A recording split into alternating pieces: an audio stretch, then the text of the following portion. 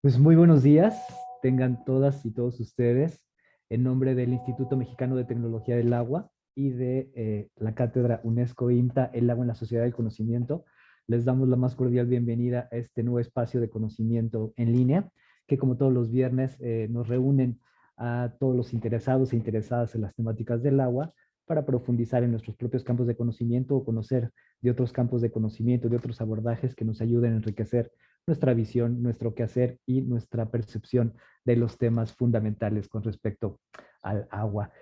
Pues desde muy temprano, muchísimas gracias por estar con nosotros en este viernes de conocimiento. Buenos días a todas y a todos los que nos acompañan en este continente y también buenas tardes hasta España, donde se encuentra nuestro especialista de esta charla, el doctor Gabriel Díaz Hernández. Lo vamos a presentar y le vamos a dar la bienvenida en unos minutos más.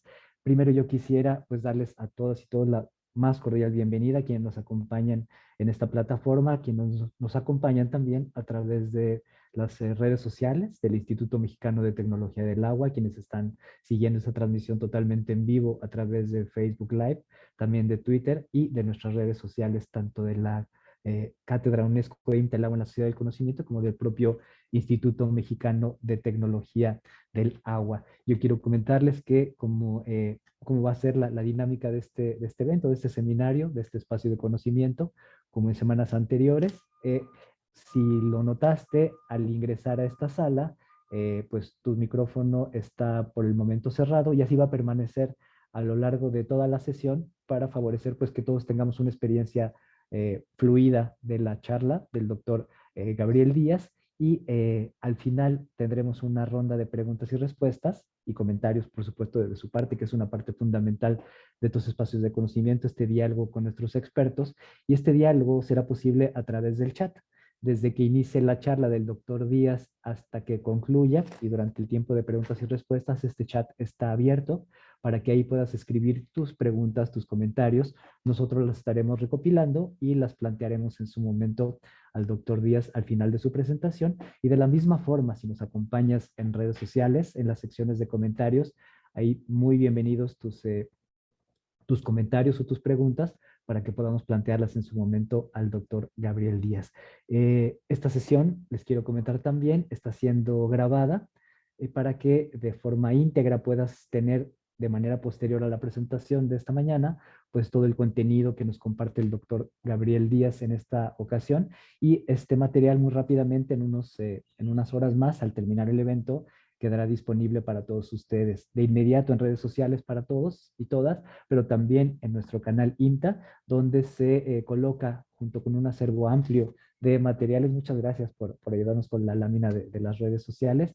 En canal INTA, así nos encuentras en YouTube, ahí puedes encontrar el material que se genere y que registremos de esta interesantísima charla que tenemos esta mañana y junto con el demás acervo de otros temas y de otros eventos que hemos tenido a lo largo de estos meses, pues está totalmente disponible y abierto para todos y todos los interesados en dar seguimiento a estas temáticas.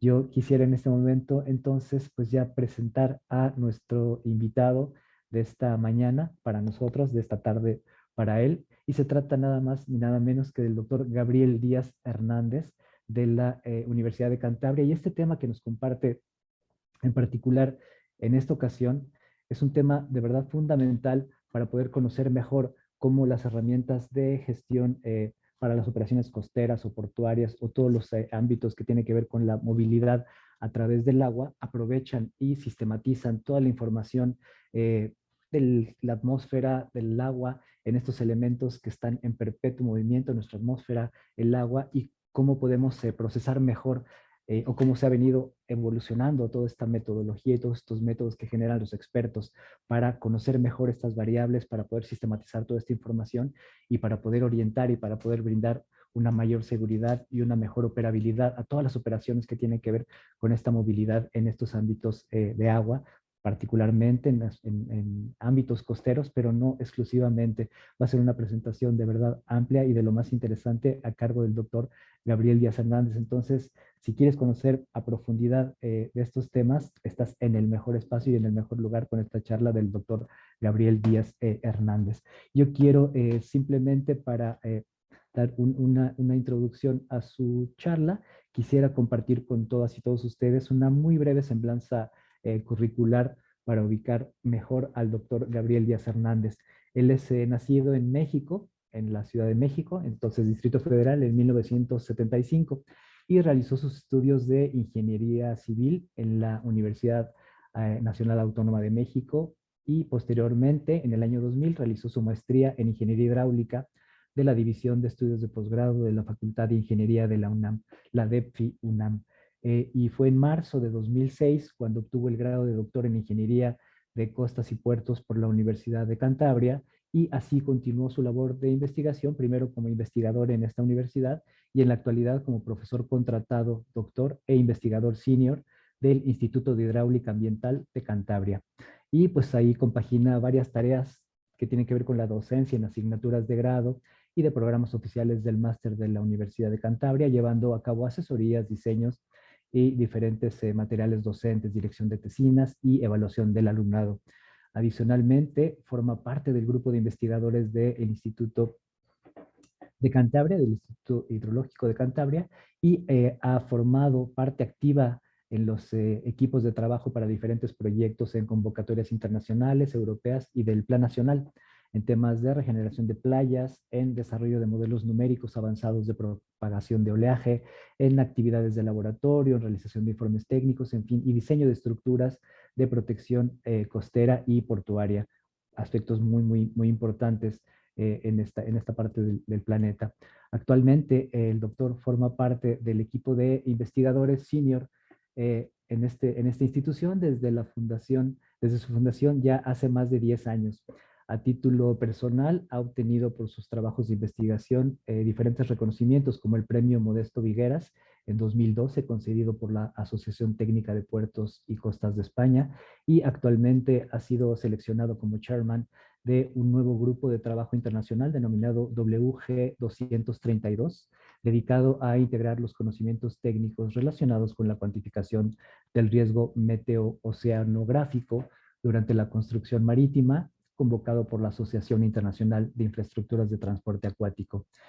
Pues, en fin, una trayectoria pues muy amplia, muy diversa, muy completa, la que permite que en esta ocasión podamos escuchar y poder recibir todo lo que nos comparta esta mañana el doctor Gabriel Díaz Hernández, a quien saludamos hasta España. Buenas tardes, Gabriel, ¿cómo estás? Muy buenas tardes, saludamos y te damos la más cordial bienvenida con muchísimo gusto. ¿Cómo estás? ¿Cómo está la Hola, tarde por allá? muy bien, muy agradable hoy. Un poquito fría, pero muy bien. No llueve, que ya es Pues muy ganancia bien. aquí en Cantabria. Pues nosotros ¿Mm? muy contentos de poderte recibir y escuchar, y pues a partir de este momento la pantalla, el micrófono es tuyo y te escuchamos con muchísima atención, y todos estaremos muy atentos y también para recibir las preguntas y comentarios de todos los asistentes. Perfecto. Voy a compartir mi pantalla. Ahí se alcanza a ver mi PowerPoint. Estamos ya viéndolo, Ah, estamos viendo ya perfecto. la primera lámina. Bien, pues bueno, antes que nada, primero pues, agradecerte, Marco, a tu equipo también, tus amables palabras de tu introducción y bueno, todo el proceso de invitación para poder participar el día de hoy. La verdad que para mí es un honor y estoy muy contento porque también de alguna forma me acerca a mi querida patria, ¿no? Y aunque de manera virtual, bueno, pues puedo transmitir algo de lo que, algo de lo que sé al resto de colegas y sobre todo si hay gente joven, pues a la juventud, al futuro, ¿no? Entonces espero que la charla del día de hoy eh, pues sea de su interés y que la encuentren interesante, práctica y que, bueno, pueda abrir algún tipo pueda generar más dudas, más preguntas, pues para aquella gente que se quiera meter en los temas tan apasionantes de los sistemas operacionales, gestión portuaria, meteoceanografía física operacional aplicada al mundo real, ¿no? A la realidad de proyectos reales, ¿no? Bueno, gracias por todo ello. Entonces voy a comenzar y voy a aprovechar para hacer un poco de promoción, ya que tengo la oportunidad de hablar en 5 minutos, voy a invertir en mi presentación para hablarles un poco de dónde estamos, para la gente que nos ubique. Estamos aquí al norte de España, en la universidad, Cantabria. Cantabria, bueno, el grupo donde estamos trabajando, el grupo de costas y puertos dentro del IH Cantabria, grupos de infraestructuras, grupos de costas, en fin, que todo tiene que ver con el tema costero, pues pueden imaginar lo que supone tener nuestro propio laboratorio natural, como es Cantabria, a menos de 1 kilómetro de nuestro propio instituto, ¿no? Eso supone que el conocimiento vivo nos encontramos con él día a día y también el mar Cantábrico, que bueno, es un mar bastante energético, a momentos bastante violento incluso. Bueno, pues eso nos permite también entender muchísimo mejor el entorno costero, portuario y meteoceanográfico. Nosotros estamos aquí dentro del Instituto de Hidráulica Ambiental. De hecho, yo estoy ahora mismo aquí, en esta esquina, hablando desde ese edificio. Y bueno, un poco hablando del IH Cantabria, ya es un instituto de investigación integrada, que integra bueno, los aspectos de educación, transferencia tecnológica, investigación. Tenemos un gran laboratorio, observaciones de la naturaleza. Nos dedicamos, como yo me dedico mucho a modelado numérico, y obviamente toda la base teórica conceptual que intentamos dominar, ¿no? Somos un instituto muy importante a nivel internacional, a nivel España, lógicamente, y europeo. Y como una de las medallas últimas que hemos recibido fue que somos el 7º ranking del ranking de Shanghái, que en el área de oceanografía, ¿no? e hidráulica. Por lo tanto, eso es muy importante para nosotros. Y el área de capacitación, donde tenemos ya egresados más de 2.000 alumnos dentro de la Universidad de Cantabria. Somos un grupo, perdón, somos el instituto que se divide en 3 grupos: el área de hidrobiología y gestión ambiental, el área de ingeniería hidráulica de costas y el área de clima, ingeniería e infraestructuras marítimas. Y dentro de este área de infraestructuras, aquí estamos. Yo pertenezco a ese grupo o a ese subgrupo dentro del IH Cantabria. Lógicamente, eso es lo que voy a presentar hoy, y en todo mi trabajo pues se fundamenta y se basa en el trabajo y el esfuerzo de todo un gran equipo. Somos estas personas que vemos aquí, que no somos muchos, pero trabajamos como si fuéramos 200 personas, realmente generando muchísimo trabajo y productos de aplicación directa. Nuestro objetivo es, como instituto, bueno, pues aplicar la ciencia, investigar, colaborar con la sociedad, pero sobre todo generar esos productos tangibles e innovadores directamente. Es decir, la ciencia aplicada ingenierilmente y pragmática. Somos un centro, por lo tanto, un centro de investigación de ciencia aplicada. Y la joya de la corona de nuestras instalaciones es el gran tanque de oleaje, que vemos aquí en una fotografía. Es un tanque multidireccional de oleaje, prácticamente único en el mundo. Hay algún tanque que se le puede parecer en el mundo, pero este es único por algunas características técnicas que tiene, y pueden imaginar, bueno, pues que estamos muy orgullosos de tener una instalación de esta magnitud aquí aquí a metros de distancia de donde yo estoy. Bien, también aprovecho ya finalmente con un poco de promoción. También yo soy profesor de grado, pero también de máster, y llevamos actualmente 2 másteres oficiales, 2 maestrías oficiales: maestría en costas y puertos y en gestión integrada de sistemas hídricos. Por lo tanto, a toda la gente, sobre todo a la gente de licenciatura que quiera explorar este tipo de maestría y venirse a Cantabria, pues son cordialmente invitados. Avisarles que también la Fundación Carolina aporta becas para nuestra maestría, por lo tanto, quien quiera aplicar, por ahí puede buscar un poco de internet. Y bueno, al final daré mis datos, y quien quiera ya directamente contactarme, pues también podemos hablar al respecto. Bien, ahora sí. Entrando al tema, ¿qué les voy a contar el día de hoy? Quiero realmente, tengo que contarles, o quiero contarles un montón de cosas. No sé si me dé tiempo, porque realmente lo que quiero contar, más allá de algo técnico o algo muy científicamente tal vez frío, quiero al contrario, quiero contarles la experiencia de proyectos relacionados con el título que viene ahí, como un sistema de alerta temprana o un sistema operacional. ¿Eso qué significa? Son sistemas automáticos basados en la técnica científica que nos permiten prever lo que va a ocurrir en el futuro. En el futuro, por ahora, cercano, es decir, con una ventana de tiempo de 3 o 4 días, tal vez un poquito más, ya está hablando incluso de 10 o 15 días, y para poder prever qué va a ocurrir. ¿Qué va a ocurrir dentro del contexto de las obras portuarias, obra marítima, obra costera? O también dentro de la gestión costera en general. No podemos, por lo tanto, imaginar que los productos asociados a la gran palabra sistema operacional, pues es realmente una palabra que abarca muchísimos conceptos. Hemos puesto aquí un buque amarrado, un transporte de cajones de concreto, vemos la construcción de un gran puerto, o incluso en el desembarco anfibio de la Armada, ¿no? De la Armada, en este caso la Armada Española. Pues todo eso requerirá, entendemos que requerirá, o en el mejor de los casos, conocer con esa ventana de tiempo a corto plazo qué puede ocurrir, cómo se va a mover este barco, si esta grúa puede operar aquí, si estos cajones los puedo llevar a otro puerto, o si el militar aquí puede desembarcar con éxito, por ejemplo, dentro de una playa para una estrategia de cualquier tipo, ¿no? Bien, pues de eso se tratan los sistemas operacionales. Entonces, pues en pocas palabras, estamos hablando como si fuera una bola de cristal, una especie de clarividencia a futuro para ver qué va a ocurrir. Por lo tanto, ¿a qué nos enfrentamos? ¿Y por qué se justifica esto? ¿Por qué nos interesa tener esto? Lógicamente, nos interesa para poder evaluar qué pasa a futuro. Haciendo un símil muy trivial, es como si yo mañana quiero ir a dar una vuelta a la playa y yo no sé si va a llover o no. Entonces me conecto a la televisión, al internet y veo el parte del tiempo y digo, bueno, mañana no va a llover. Entonces mañana puedo comprar todo lo relacionado con mi picnic, puedo ir a la playa y puedo pues pasármelo muy bien. Y sin temor a equivocarme, ¿no?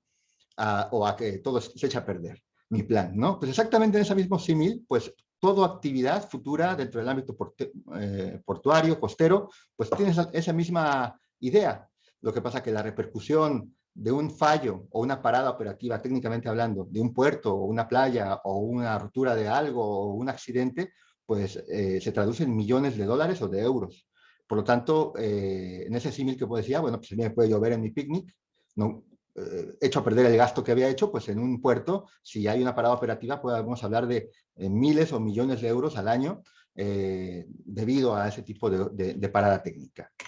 En la realidad nos enfrentamos, particularmente voy a hablar de puertos, porque en los últimos 10 años he trabajado mucho en puertos, nos enfrentamos a unos problemas que yo le llamo problemas 2.0, que son problemas ya del futuro inmediato, que en primer lugar podemos encontrarnos con el gigantismo o el exagerado crecimiento de las embarcaciones a nivel mundial, donde hemos pasado en los últimos 20 años de tener barcos que tienen 100 y pico metros a tener barcos contenedores, por ejemplo, que pueden tener hasta 400 y pico metros, ¿no? Prácticamente es una especie de rascacielos flotante horizontal que tiene que moverse en el agua. Lo acabamos de ver en el canal de Suez, los problemas que puede llegar a tener. De hecho, ese es un buen ejemplo de una parada operativa que tal vez se pueda haber predicho con un sistema operacional. Bueno, ese es un gran problema. Luego tenemos la construcción de estructuras cada vez más grandes, lógicamente condicionadas por el gigantismo de los barcos, ¿no? Todo lo condiciona. Estructuras que tienen que tener multicapacidad, es decir, aquí pongo un ejemplo de una estructura que puede ser capaz de captar energía por el rebase del oleaje sobre este paramento, que también es una estructura mixta, que también están muy de moda por el tema de la ecoingeniería o la ingeniería limpia, y también todo el tema del tráfico mundial de buques, que como bien saben, pues es el tráfico que impera en el mundo actualmente. También, por otro lado, no solamente de puertos, aunque aquí hablamos de construcción de obra marítima, el tema de dragados. El tema de dragados ahora es un tema caliente a nivel mundial, donde pues, muchas de las soluciones ingenieriles de obra marítima pasan por el dragado.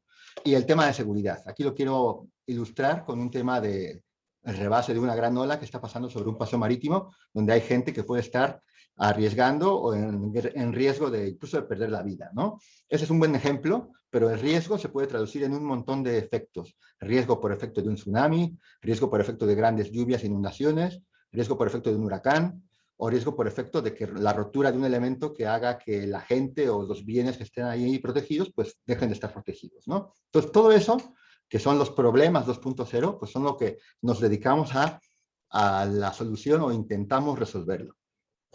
Entonces, aquí es donde viene la dificultad.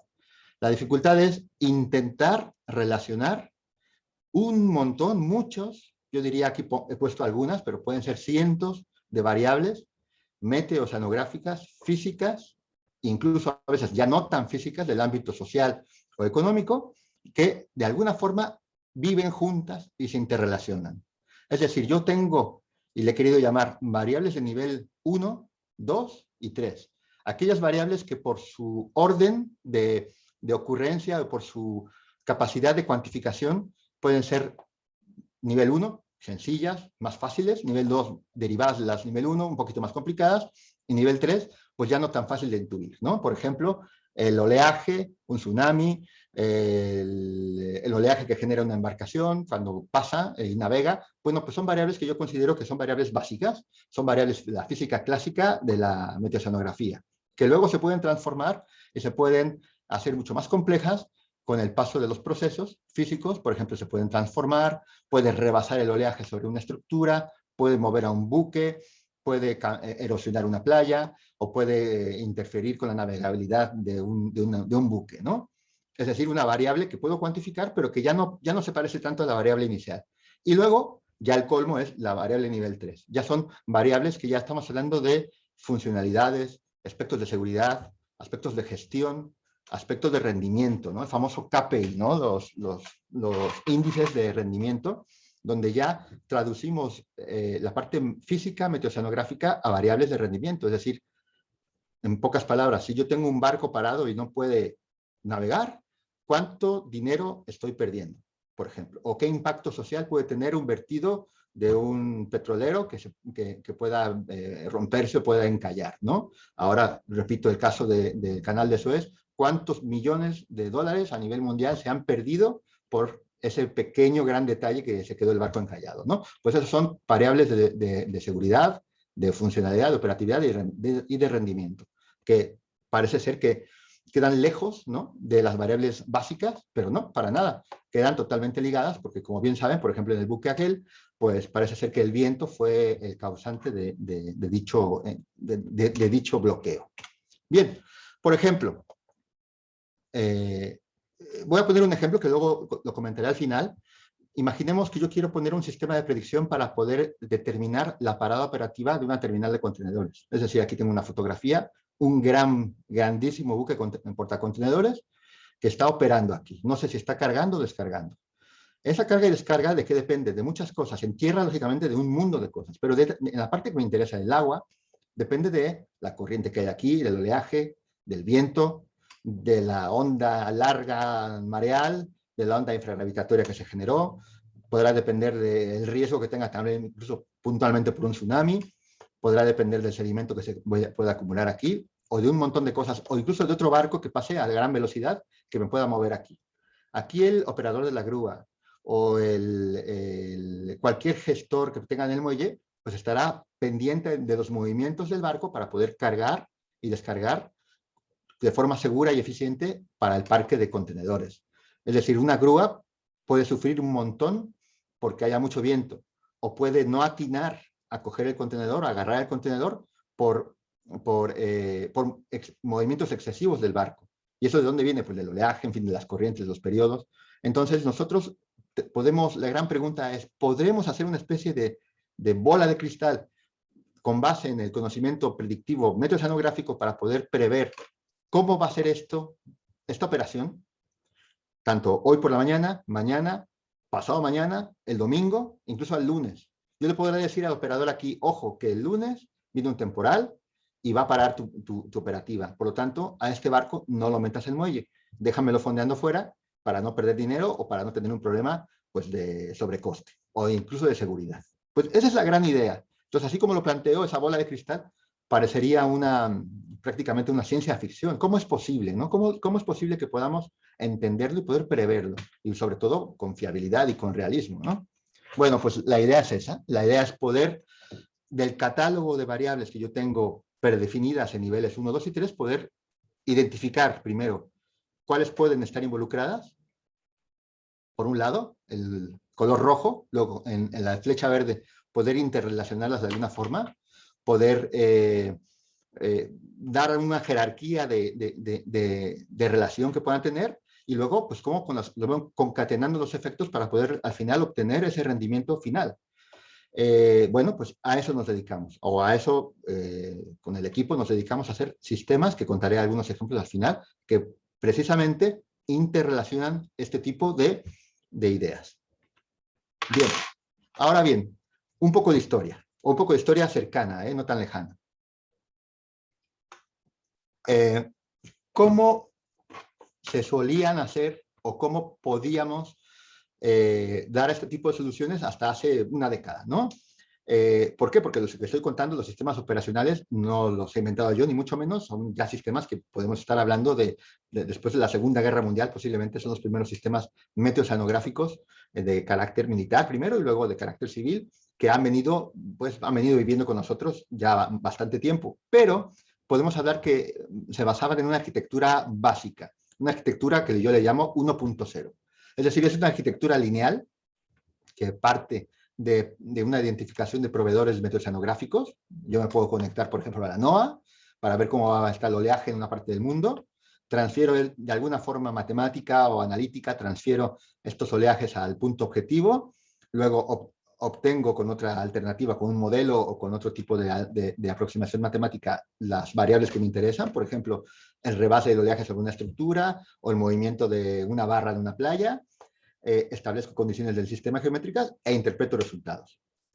Generalmente y tradicionalmente, este tipo de sistemas operacionales tiene algunos defectos o algunos hándicaps. Es decir, carecían de control de calidad. Es decir, no nos podíamos creer del todo o nos podemos creer con ciertas reservas sus resultados. Están condicionados porque todo el procedimiento se ejecute en tiempo real. ¿Eso qué significa? Que cada parte o cada flecha que interconecta va a verse condicionada por una ejecución o un cálculo en tiempo real. Por lo tanto, eso limita el uso de herramientas. El uso de herramientas en tiempo computacional. Es decir, si yo quiero transformar el oleaje a pie de estructura, un dique en talud o un rompeolas en talud para poder obtener un rebase, no me va a quedar más remedio que aplicar una fórmula analítica, aunque pueda llegar a tener un modelo numérico avanzado. ¿Por qué? Porque no tengo tiempo material para ejecutar el modelo numérico. Un modelo numérico avanzado que me pueda dar el rebase puede tardar 4 horas en ejecutar un estado de mar, 1 hora. Por lo tanto, si yo quiero tener un resultado operacionalmente hablando diariamente, pues sería inviable, ¿no? Tener una cosa rápida versus un tiempo computacional, dinámicamente hablando, muy costoso, ¿no? Por lo tanto, es un hándicap muy importante. El problema también es que no hay un feedback, no hay aprendizaje, el sistema es inerte, no aprende de sí mismo. Bueno, es discreto en el espacio, geométricamente también es inerte, es decir, yo confecciono un sistema y el sistema tal cual lo he confeccionado con la geometría que tiene, ya es la que tiene, y luego pues no tengo conocimiento de las incertidumbres que puedo llegar a cometer y la intercomunicación entre módulos. Por lo tanto, es una característica puramente determinista. No significa que no funcionaran, claro que funcionaban, más o menos bien, pero tenían esos problemas, ¿no? Ahora, con la revolución matemática, la capacidad numérica de las computadoras actualmente, pues podemos encontrar que ya tenemos herramientas capaces no solamente de obtener variables tipo nivel 1 o nivel 2, sino ya podemos explotar y podemos pretender obtener información mucho más avanzada numéricamente hablando. Entonces, la gran pregunta es, ¿cómo puedo hacer un sistema que yo tengo que tener resultados hoy a las 9 de la mañana? ¿Cómo puedo hacer para poder ejecutar, poder correr casos numéricamente hablando, muy complejos que pueden llegar a tardar, pues, en ocasiones hasta 4 días en ejecutar 1 hora de oleaje? Entonces, eso es prácticamente inviable. Entonces, la gran pregunta es, ¿cómo puedo hacerlo? Y de eso va la charla de hoy. ¿Qué hemos inventado o qué hemos aprovechado de la literatura para poder confeccionar una arquitectura 2.0? Que se basará en los preceptos siguientes. Tiene que ser una herramienta hecha a la medida, un traje a la medida del problema. Tiene que ser eficiente, rápido y robusto.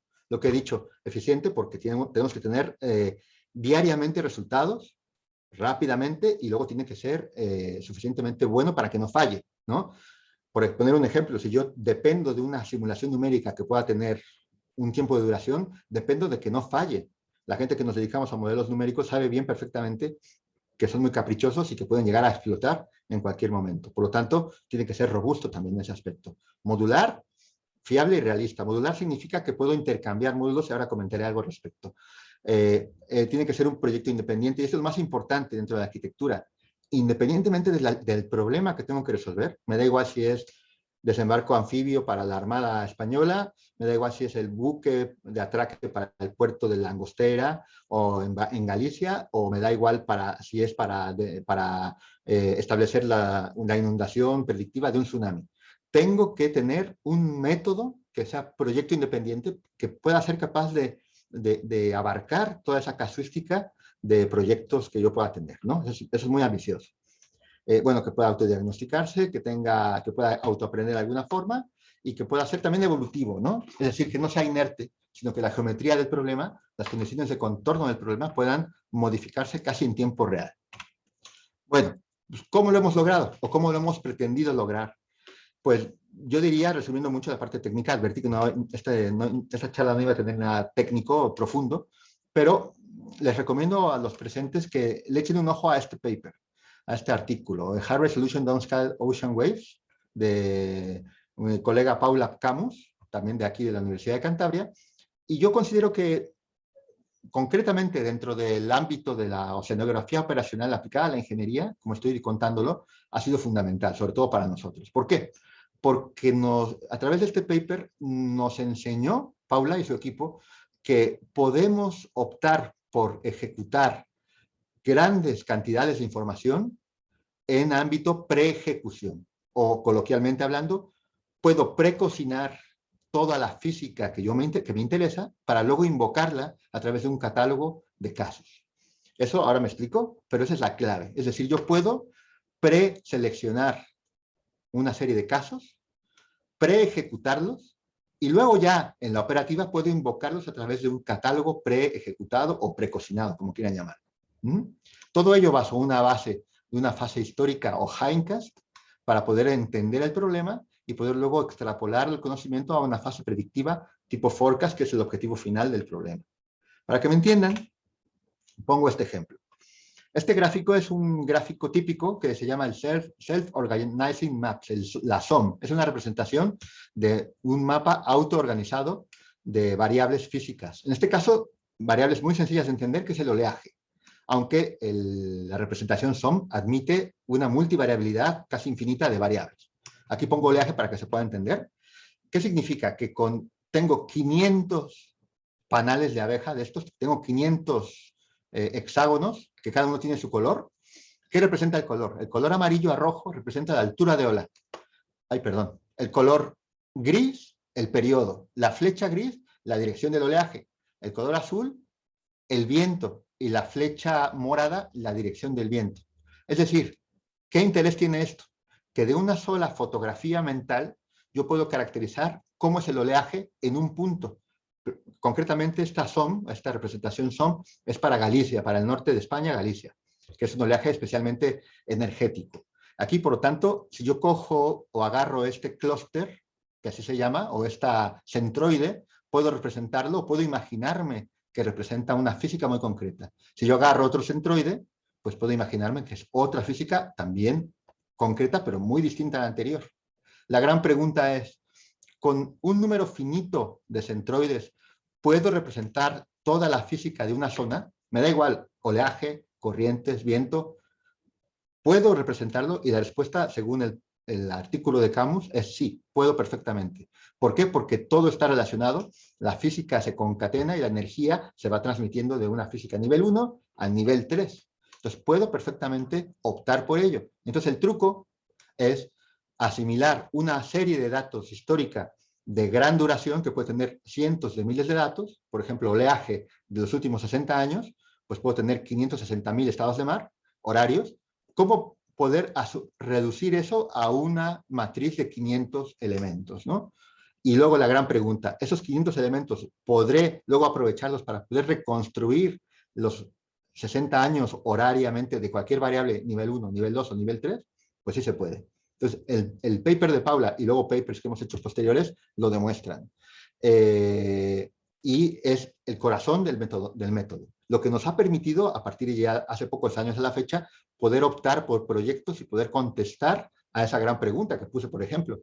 ¿Puedo pretender saber de aquí al domingo cómo se va a mover un barco amarrado, un portacontenedores amarrado en el puerto de Bilbao, por ejemplo, en el puerto de Algeciras? ¿Podría? Pues la respuesta es sí puedo. Y ahora le explicaré cómo. Bien. Y aquí está el método. El método lo he querido poner así con muchos colores y con muchos elementos para poderlo diferenciar. No voy a entrar en mucho detalle, pero básicamente la idea es la siguiente.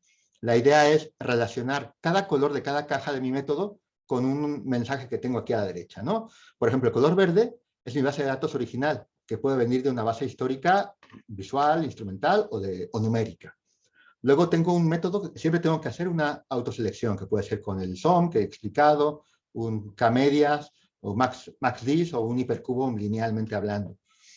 Luego tengo que transferir esta información a otro punto, tengo que transferirla o tengo que transformarla de variable de nivel 1 a nivel 2. Bueno, pues tengo que tener una herramienta que pueda transformar esa variable. Pues, ¿qué herramientas tengo? Herramientas analíticas, herramientas matemáticas o numéricas, ¿no? Aquí pongo unos ejemplos de modelos numéricos que tenemos nosotros y también procedentes de otros proveedores. Por ejemplo, el D3D, muy conocido, el XBitch o los propios modelos nuestros de propagación de oleaje, por ejemplo. De tal forma que luego con un algoritmo de reconstrucción, que ya sea lineal o cualquier tipo de algoritmo más sofisticado, pueda recuperar la historia de larga duración de 60 años, por ejemplo, de mi reanálisis, para luego poder volver a convertir mi base de datos transformada. Y como pueden ver, vuelvo a repetir el color verde, de tal forma que puedo transformar mi variable de nivel 1 a variable de nivel 2. Ahora pondré un ejemplo que se entenderá mucho mejor. Pero en pocas palabras puedo tener toda mi estadística, por ejemplo, de mi oleaje de 60 años, originalmente hablando, transformada, por ejemplo, a movimiento de una embarcación de 60 años de duración, ¿no? Bien. Y luego, por lo tanto, puedo diagnosticar. Luego aquí viene alguna caja satélite que tiene que ver con un tema de validación muy importante, que hay que tener siempre datos instrumentales para validar, calibrar y para poder verificar. Y lo más importante tal vez, lo que he puesto aquí como un botón verde significa que el método puede ser susceptible a experimentar variaciones geométricas, paramétricas o cualquier repetición. Eso es muy importante porque significa que el método admite que mute en el tiempo, que mute el tipo de buque, que mute el tipo de playa, el tipo de arena o las circunstancias geométricas generales del problema. Entonces, permite que haya una modificación. Bien, voy a poner un ejemplo, y aquí viene para que lo entiendan un poquito mejor. Imaginemos que mi problema es, como decía, transformar un oleaje que yo tengo en medio del Atlántico, y aquí se nota un poquito España, el norte de España, aquí en Santander, y yo tengo una estructura aquí en Santander que me interesa evaluar y me interesa, por ejemplo, saber de forma temprana, predictiva, cuándo voy a tener que cerrar el paso peatonal de mi estructura. Entonces, imaginemos que yo tengo que ser capaz de decir, ok, tengo un sistema que de aquí al domingo, al lunes, sábado, cada hora me va a indicar si puede haber alguna persona aquí caminando con su familia o no. De tal forma que yo pueda prever el cierre de esa estructura. Entonces, bueno, ¿qué hago? Hago una propagación, una selección de una base de datos, la selecciono, la propago con un modelo tipo SWAN, por ejemplo, la reconstruyo y obtengo el clima marítimo a pie de estructura, justamente enfrente de la estructura. Con este mismo clima marítimo a pie de estructura, vean lo que pasa. Y aquí es donde ocurre la magia, digamos, del método. El método se vuelve a autorrepetir. Como pueden ver, se repiten todas las cajas, únicamente cambia el contenido de ellas. Se repite el MaxList, en este caso es suficiente con ello. No se repite el modelo numérico, ¿por qué? Porque el modelo numérico ya no es de propagación de oleaje, sino es de interacción de oleaje con alguna estructura. Pero lo que sí se repite es la reconstrucción, su validación y la obtención de la base de datos de rebase. Entonces yo ya tengo el conocimiento, la base conceptual de conocimiento concatenada de efectos físicos. Por lo tanto, ya tengo entendido y aprendido cómo funciona este caso particular de eventos de rebase, ¿no? Entonces, ahora voy a dar el siguiente paso. Modularmente hablando, yo podría evaluar el rebase con una formulación semiempírica, por ejemplo, de Eurotop, rápidamente, que tarda segundos en aplicar, o podría precocinar los 500 casos que hemos visto con un modelo numérico de estas características, ¿no? Yo podría ejecutar, correr los 500 casos de oleaje para esta configuración, numéricamente hablando, y puedo evaluar si para este fenómeno de rebase, para este estado de mar en particular, para este clúster en particular, hay rebase. En este caso, pues, he seleccionado un ejemplo que no hay mucho rebase. Pues este sería no hay rebase. Entonces tendría así un catálogo precocinado de los 500 estados de mar hechos con el modelo IH2BOF, por ejemplo. ¿Cuánto tarda el modelo de IH2BOF? Pues tardará 2 o 3 horas en ejecutar cada estado de mar. Por lo tanto, yo en un proyecto real, pues puedo dedicar una semana de mi proyecto en ejecutar toda mi casuística para luego, ¿qué? Para luego almacenarla en un catálogo. Es decir, puedo aprender el funcionamiento de mi zona de estudio, entender cómo cambia, qué tan sensible es, diagnosticar qué incertidumbres puede llegar a tener, porque puedo moverme con diferentes escenarios.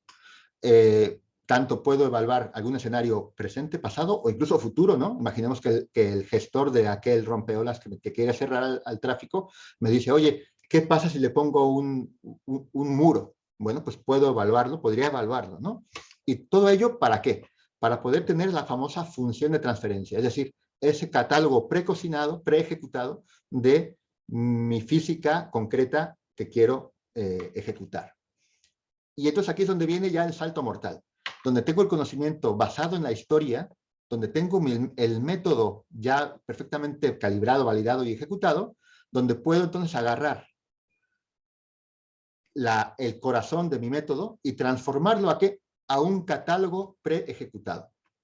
Ojo, el catálogo preejecutado corresponde a un escenario particular. Es decir, por ejemplo, la configuración actual de mi rompeolas que puedo encontrar hoy mismo allí. Si el día de mañana me piden hacer un muro, pues tendría que ejecutar numéricamente los mismos 500 casos con el muro y tendría un segundo catálogo gemelo, diferente, para poderlo usar. Pero lo importante es que yo puedo intercambiarlo, ¿no? Si me preguntan, oye, ¿cómo sería en el caso actual? Bueno, pues sería, ¿habría rebase o no habría rebase? Y el gestor me puede decir, el gobierno me puede decir, ¿y cómo sería construyendo un muro? Yo diría, pues sería de esta forma, ¿no? Entonces, ¿cómo confecciono mi sistema forecast? Como pueden ver, pasamos de una complejidad bastante amplia desde el punto de vista de montaje de la operativa a una operativa lineal, que se parece mucho, curiosamente, a la operativa de arquitectura 1.0, ¿no? Es decir, me conecto a un proveedor, pero ya no ejecuto en tiempo real, ya no voy a pretender resolverlo real time, sino simplemente lo invoco como un catálogo preejecutado con algoritmos de reconstrucción y de búsqueda.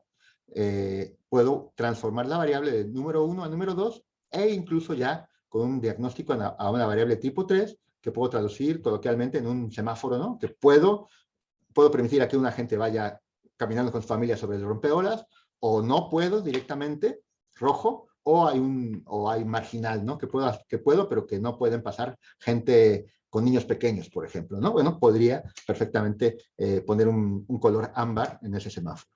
Bien, pues esto es la parte que les quería contar, la parte técnica, muy rápida, muy general, y ahora la recta final de mi presentación, quiero contarles más de nuestra experiencia en relación a este tipo de problemas, y quiero que vean cómo hemos logrado generar productos innovadores y sobre todo tangibles y muy prácticos para diferentes clientes usando este método, para que vean que sí funciona. Bien, aquí ponemos 10 años, ¿no? 10 años del IH Cantabria, 10 años ya trabajando en este tipo de productos, concretamente dentro de nuestro grupo de infraestructuras.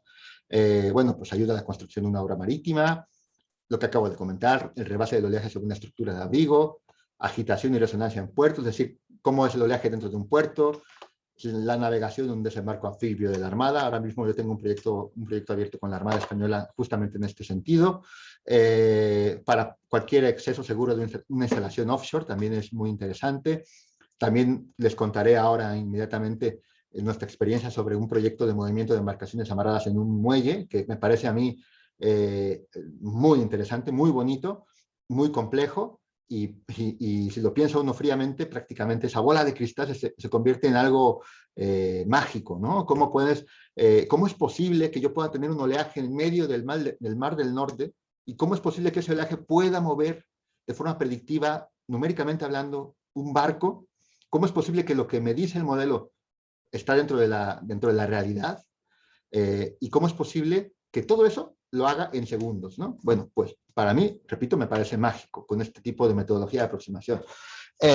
¿Cómo podemos inundar? Y luego ya incluso estamos ya coqueteando con la idea de no solamente llegar al domingo, ¿no? Llegar al lunes, llegar al martes, incluso llegar a la próxima semana.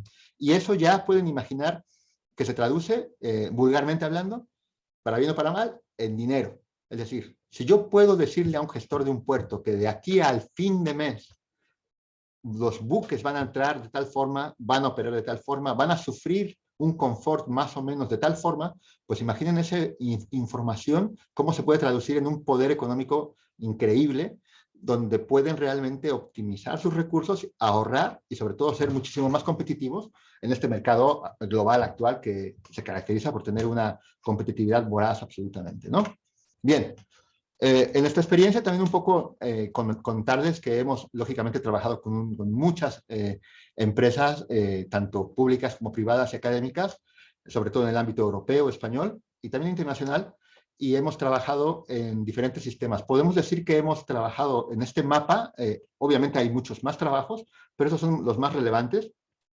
Pueden ver que tenemos sistemas actualmente ejecutando, corriendo en tiempo real a través de puertos del Estado en diferentes puertos, todos estos, sistemas de agitación portuaria, sistemas de rebase del oleaje sobre estructuras especiales de protección, sistemas de resonancia portuaria también, sistemas de construcción en el puerto de Aberdeen, que ya terminó hace poco, sistema de construcción en el puerto de Açu, en Brasil, que también ya terminó hace tiempo. Y entre otros, ¿no? De hecho, ahora estamos trabajando en el puerto de Bilbao, vamos a empezar, o espero que podamos empezar a trabajar en el puerto de Bilbao con otro sistema de este tipo, pero bueno, en fin, hemos hecho muchos trabajos relacionados con ese tipo de métodos, es decir, que hemos explotado, hemos exprimido este método que les acabo de comentar. Voy a poner el primer ejemplo. El primer ejemplo posiblemente es el más paradigmático, porque fue de los primeros que hicimos con este tipo de aproximación. Y a mí yo le tengo mucho cariño porque el puerto de Langosteira, en Coruña, en Galicia, aquí al norte de España, relativamente cerca de Cantabria, bueno, pues se caracteriza por ser el puerto que tiene récord mundial en tamaño de piezas, de cubos de concreto, de 150 toneladas o más, a lo largo de todo el brazo de un dique de más de 3 kilómetros. La autoridad portuaria, el gobierno gallego, pues tuvo la idea y la valentía de construir un gran puerto en la Costa da Morte, ¿no? La Costa de la Muerte. Imaginen por qué se llama la Costa de la Muerte. Es una costa que es famosa, históricamente famosa por todo tipo de accidentes navales y también por ser una costa que recibe una energía del oleaje pues bastante singular, con olas individuales que pueden llegar a tener 18 metros, 15 metros perfectamente, llegados a este punto de la costa, ¿no? Entonces tuvieron la valentía, repito, de generar un puerto en esta zona del mundo y la valentía de generarlo con una tipología de dique en talud, de rompeolas en talud, lo cual supone una dificultad añadida. Bueno, pues este proyecto ha supuesto un laboratorio vivo de aprendizaje para todos los que nos dedicamos a este tipo de disciplina. Y yo particularmente lo he aplicado o lo he explotado pues, para entender mejor cómo poder aplicar este tipo de métodos a un puerto tan complicado como este. Aquí he querido colocar una nota de prensa que encontré del Ideal Gallego, una web, donde dice 5 vidas en 6 años. Hablaba de que el puerto de Langosteira tiene asociado una lista negra de accidentes debido a diferentes problemas. Ha habido accidentes de obra, de diferente índole, ¿no? Pero hay 2 personas que han muerto, lamentablemente, durante la fase de construcción de esta estructura. Más o menos cuando estaban aquí trabajando, en la fase de construcción de una estructura que está coronada a unos 15 metros sobre el nivel del mar, lógicamente cuando están construyéndola no está coronada a 15 metros, está coronado a 5 metros, a 2 metros o a 10 metros.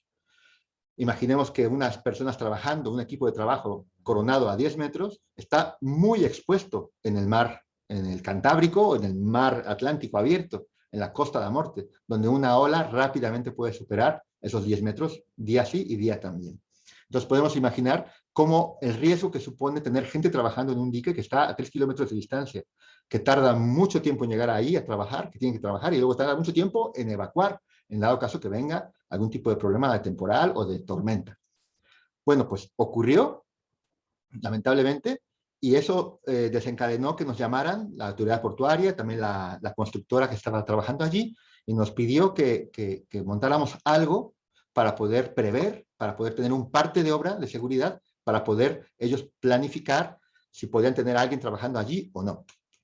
Entonces, montamos un sistema, no voy a contar técnicamente mucho, pero basado en la famosa SOM que les acabo de mostrar, podríamos, por lo tanto, tener una predicción aportada diariamente para 3 días, vista del día de hoy al domingo, por ejemplo, al sábado o al lunes, para poder prever hora a hora cómo eran los diferentes trabajos a lo largo del dique. Para poderlo entender mejor, voy a abrir, aquí tengo preparado un archivo de Google Earth, donde yo creo que se puede entender mucho mejor gráficamente, ¿no? Aquí vamos a ver esta imagen dinámica, donde vemos el norte de España, y aquí vemos el resultado. Esto sería el resultado para una hora de la predicción de un día cualquiera en este puerto. ¿Y aquí qué vemos? Vemos el oleaje para ese instante, vemos cómo es la configuración del puerto para ese instante, y aquí vemos alguna serie de avisos, ¿no? Entonces yo voy a meter a uno. ¿Qué significa que tenga rojo? Entonces imagina, yo me pongo en la piel del constructor o del jefe de obra. Yo digo, uy, aquí hay un rojo, me voy a meter. Y digo, ok, si estoy trabajando, si tengo gente trabajando en un avance todo uno, ¿eso qué significa? Que están haciendo rellenos, no puedo trabajar. Si tengo gente trabajando a una cota más 10 y segunda capa, tampoco. Si estoy a más 10 pero con segunda capa y primera de 150 toneladas, tampoco. Únicamente puedo meter gente allí en dado caso que tenga algún trabajo relacionado con una cota a la más 17. Es decir, más 17 ya es seguro. Y ya, lógicamente, si trabajo con un espaldón o con una cota protegida, muchísimo más. Y podemos ver toda la variable meteoceanográfica encontrada aquí. Bien, entonces veo que he escogido una hora que es una hora mala, donde siempre hay un color rojo que el gestor pues, va a hacer una parada constructiva, una parada operativa, ¿no? Dentro de su obra. Imaginemos que él abre hoy este fichero o este archivo de Google, lo puede ver, entonces él ya puede planificar su domingo, su lunes. Es una obra que no para nunca, que tiene 3 turnos. Entonces él puede planificar, decir, oye, pues el lunes, el domingo, no quiero a nadie en el dique, no quiero a nadie trabajando aquí, vamos a dedicarnos a hacer rellenos o vamos a dedicarnos a hacer un trabajo interior de acopio de materiales o construcción de cubos o otro trabajo mientras esperamos a que pase el temporal, ¿no? A que pase la tormenta. Pues ese es un buen ejemplo de un primer gran producto que se reduce en un simple mapa, pero que tiene muchísimo atrás dentro del método. Bien, lo voy a cerrar. Siguiente ejemplo, muy parecido al anterior, más moderno que el anterior, fue que nos llamaron la empresa Dragados. Aquí en España es una empresa muy importante a nivel mundial y es española, son muy buenos trabajando con el tema de cajones de concreto, autoflotantes, y nos llamaron porque le ganaron el concurso para poder construir este puerto en el norte de Reino Unido, en Aberdeen, que también es otra zona también que parece que la escogen por la virulencia de los temporales que pueden llegar a tener de oleaje allí, ¿no? El mar también, el mar del norte de Inglaterra. Bueno, pues aquí tenemos un puerto, esta es una infografía de cómo quedó el puerto, y aquí el reto era muy parecido al anterior, era plantear un sistema que nos pudiese aportar de forma predictiva cómo iba a ser el rebase o cómo iba a ser el acopio de materiales para diferentes tipos de trabajo, tanto en el dique principal norte como en el dique principal sur y también en el interior del puerto. Y aquí he querido volver a invocar esos colores dentro del método para poder ilustrar nuevamente cómo lo hemos aplicado. Es decir, yo para cada fase de obra cambia la geometría, por lo tanto, para cada fase de obra tengo que generar un propio catálogo preejecutado de los procesos físicos que quiero evaluar. Si yo quiero evaluar, por ejemplo, la fase física de la fase 3, que tiene ya el núcleo con un material a 7,5 coronado con acrópodos y una berma estructural, es decir, una obra a medio hacer, pues yo tendré que ejecutar un catálogo con toda la casuística de oleaje, toda la posibilidad, lo tengo que pre-ejecutar para poderlo pre-almacenar. De tal forma, ahora vuelvo, de tal forma que yo para cada situación geométrica puedo tener un catálogo pre-cocinado, guardado, que me puede llevar, pues imaginemos, 6 meses en ejecutar, 6 meses en confeccionar, pero para el día que empiece la obra ya lo tengo todo cocinado para poderlo ejecutar. Lógicamente esto pasa por un proceso de validación, donde la parte numérica ha sido validada con diferentes puntos en el exterior y en el interior del puerto, pues para tener fiabilidad, lo que estamos haciendo es realista y es fiable, ¿no? De tal forma que, una vez montado el sistema, la gente de la obra de Aberdeen podía recibir diariamente su famoso semáforo, ¿no? Es decir, puedo trabajar fase 1, fase 2, fase 3, entonces puedo ver verde, rojo, amarillo, dónde puedo, dónde no puedo trabajar, en qué fase de obra estoy, tanto en el exterior como en el interior del puerto. Para el final, ahora vuelvo, para al final ellos obtenían en su teléfono celular, diariamente recibían un mensaje muy sencillo que decía, esta es tu meteoceanografía del día de hoy al fin de semana. Para diferentes trabajos, o trabajo 1, 2 y 3 y 4, por ejemplo, tengo la fecha, tengo la meteosonografía y tengo el color. Ahora mismo no recuerdo, pero imaginemos que esto es núcleo, relleno de explanada, rebase sobre la estructura principal y fondeo de acrópodos, por ejemplo. Bueno, pues aquí el gestor de obra puede decir, bueno, ni se te ocurra trabajar de aquí a hoy en la noche, pero ya a partir de medianoche ya puedes mandar a la gente a trabajar. Cuidado con los que estén fondeando, rellenando núcleo, porque tenemos amarillo. ¿Eso qué significa? Que aunque no es inseguro, puede que tengan problemas de navegabilidad. Cuidado con ello. Pero a partir del cuarto día o tercer día ya pueden trabajar libremente. Pero cuidado, la gente que esté trabajando con acrópodos, el domingo por la noche ya tienen que dejar de trabajar porque viene el temporal. Entonces, ¿qué estamos identificando? Ventanas operativas de seguridad y de confort y de operatividad de cara a la gestión de la construcción portuaria. En términos tradicionales se traduce en dinero, dinero y dinero, es decir, dinero y seguridad, lógicamente, pero finalmente y en las últimas consecuencias en dinero, y por lo tanto la obra pues queda muy agradecida de tener un sistema predictivo, esa bola de cristal, para poder verificar todo ello. Como he dicho, bueno, es un sistema que ha sido validado con diferentes tipos de instrumentación in situ, con resultados bastante buenos, y también, pues para ejemplificar un poco la parte que comentaba, la evolutiva de la obra, ¿no? Desde mayo de 2018 hasta octubre de 2018, un año y pico, pasó para crecer todo el dique principal y podemos ver cómo, en términos de agitación, por ejemplo, para el punto 5 aquí en medio, cómo el modelo numérico cómo puede permitir esa evolución, cómo cada vez se ve más protegido, lógicamente, entre más largo sea el dique, pues se protege mucho más, es el objetivo de un puerto, y como podemos ver que el punto 5 pues tiene ya una agitación muchísimo menor, un coeficiente de propagación y agitación muchísimo menor comparado con el inicio de obra, ¿no? Entonces, esto al gestor le viene muy bien pues, para poder planificar los trabajos que tiene en la zona protegida. Bien, ejemplo número 3, y el penúltimo ejemplo que voy a contar, muy rápidamente. El puerto de Açu en Brasil. El puerto de Açu en Brasil es un puerto que ya se ha construido, felizmente construido, al norte de Río de Janeiro. Y como pueden ver en la foto, aquí hay otra terminal. Este es el puerto de Açu, donde trabajamos. Es un puerto que prácticamente estaba en la nada, ¿no? Una zona bellísima, abierta, una playa infinita, un puerto que no está conectado a tierra, es decir, que permite el transporte de sedimentos en ese aspecto, y es un puerto que está construido enteramente, prácticamente, en su totalidad, por cajones de concreto flotante, que aquí vemos algunos ejemplos.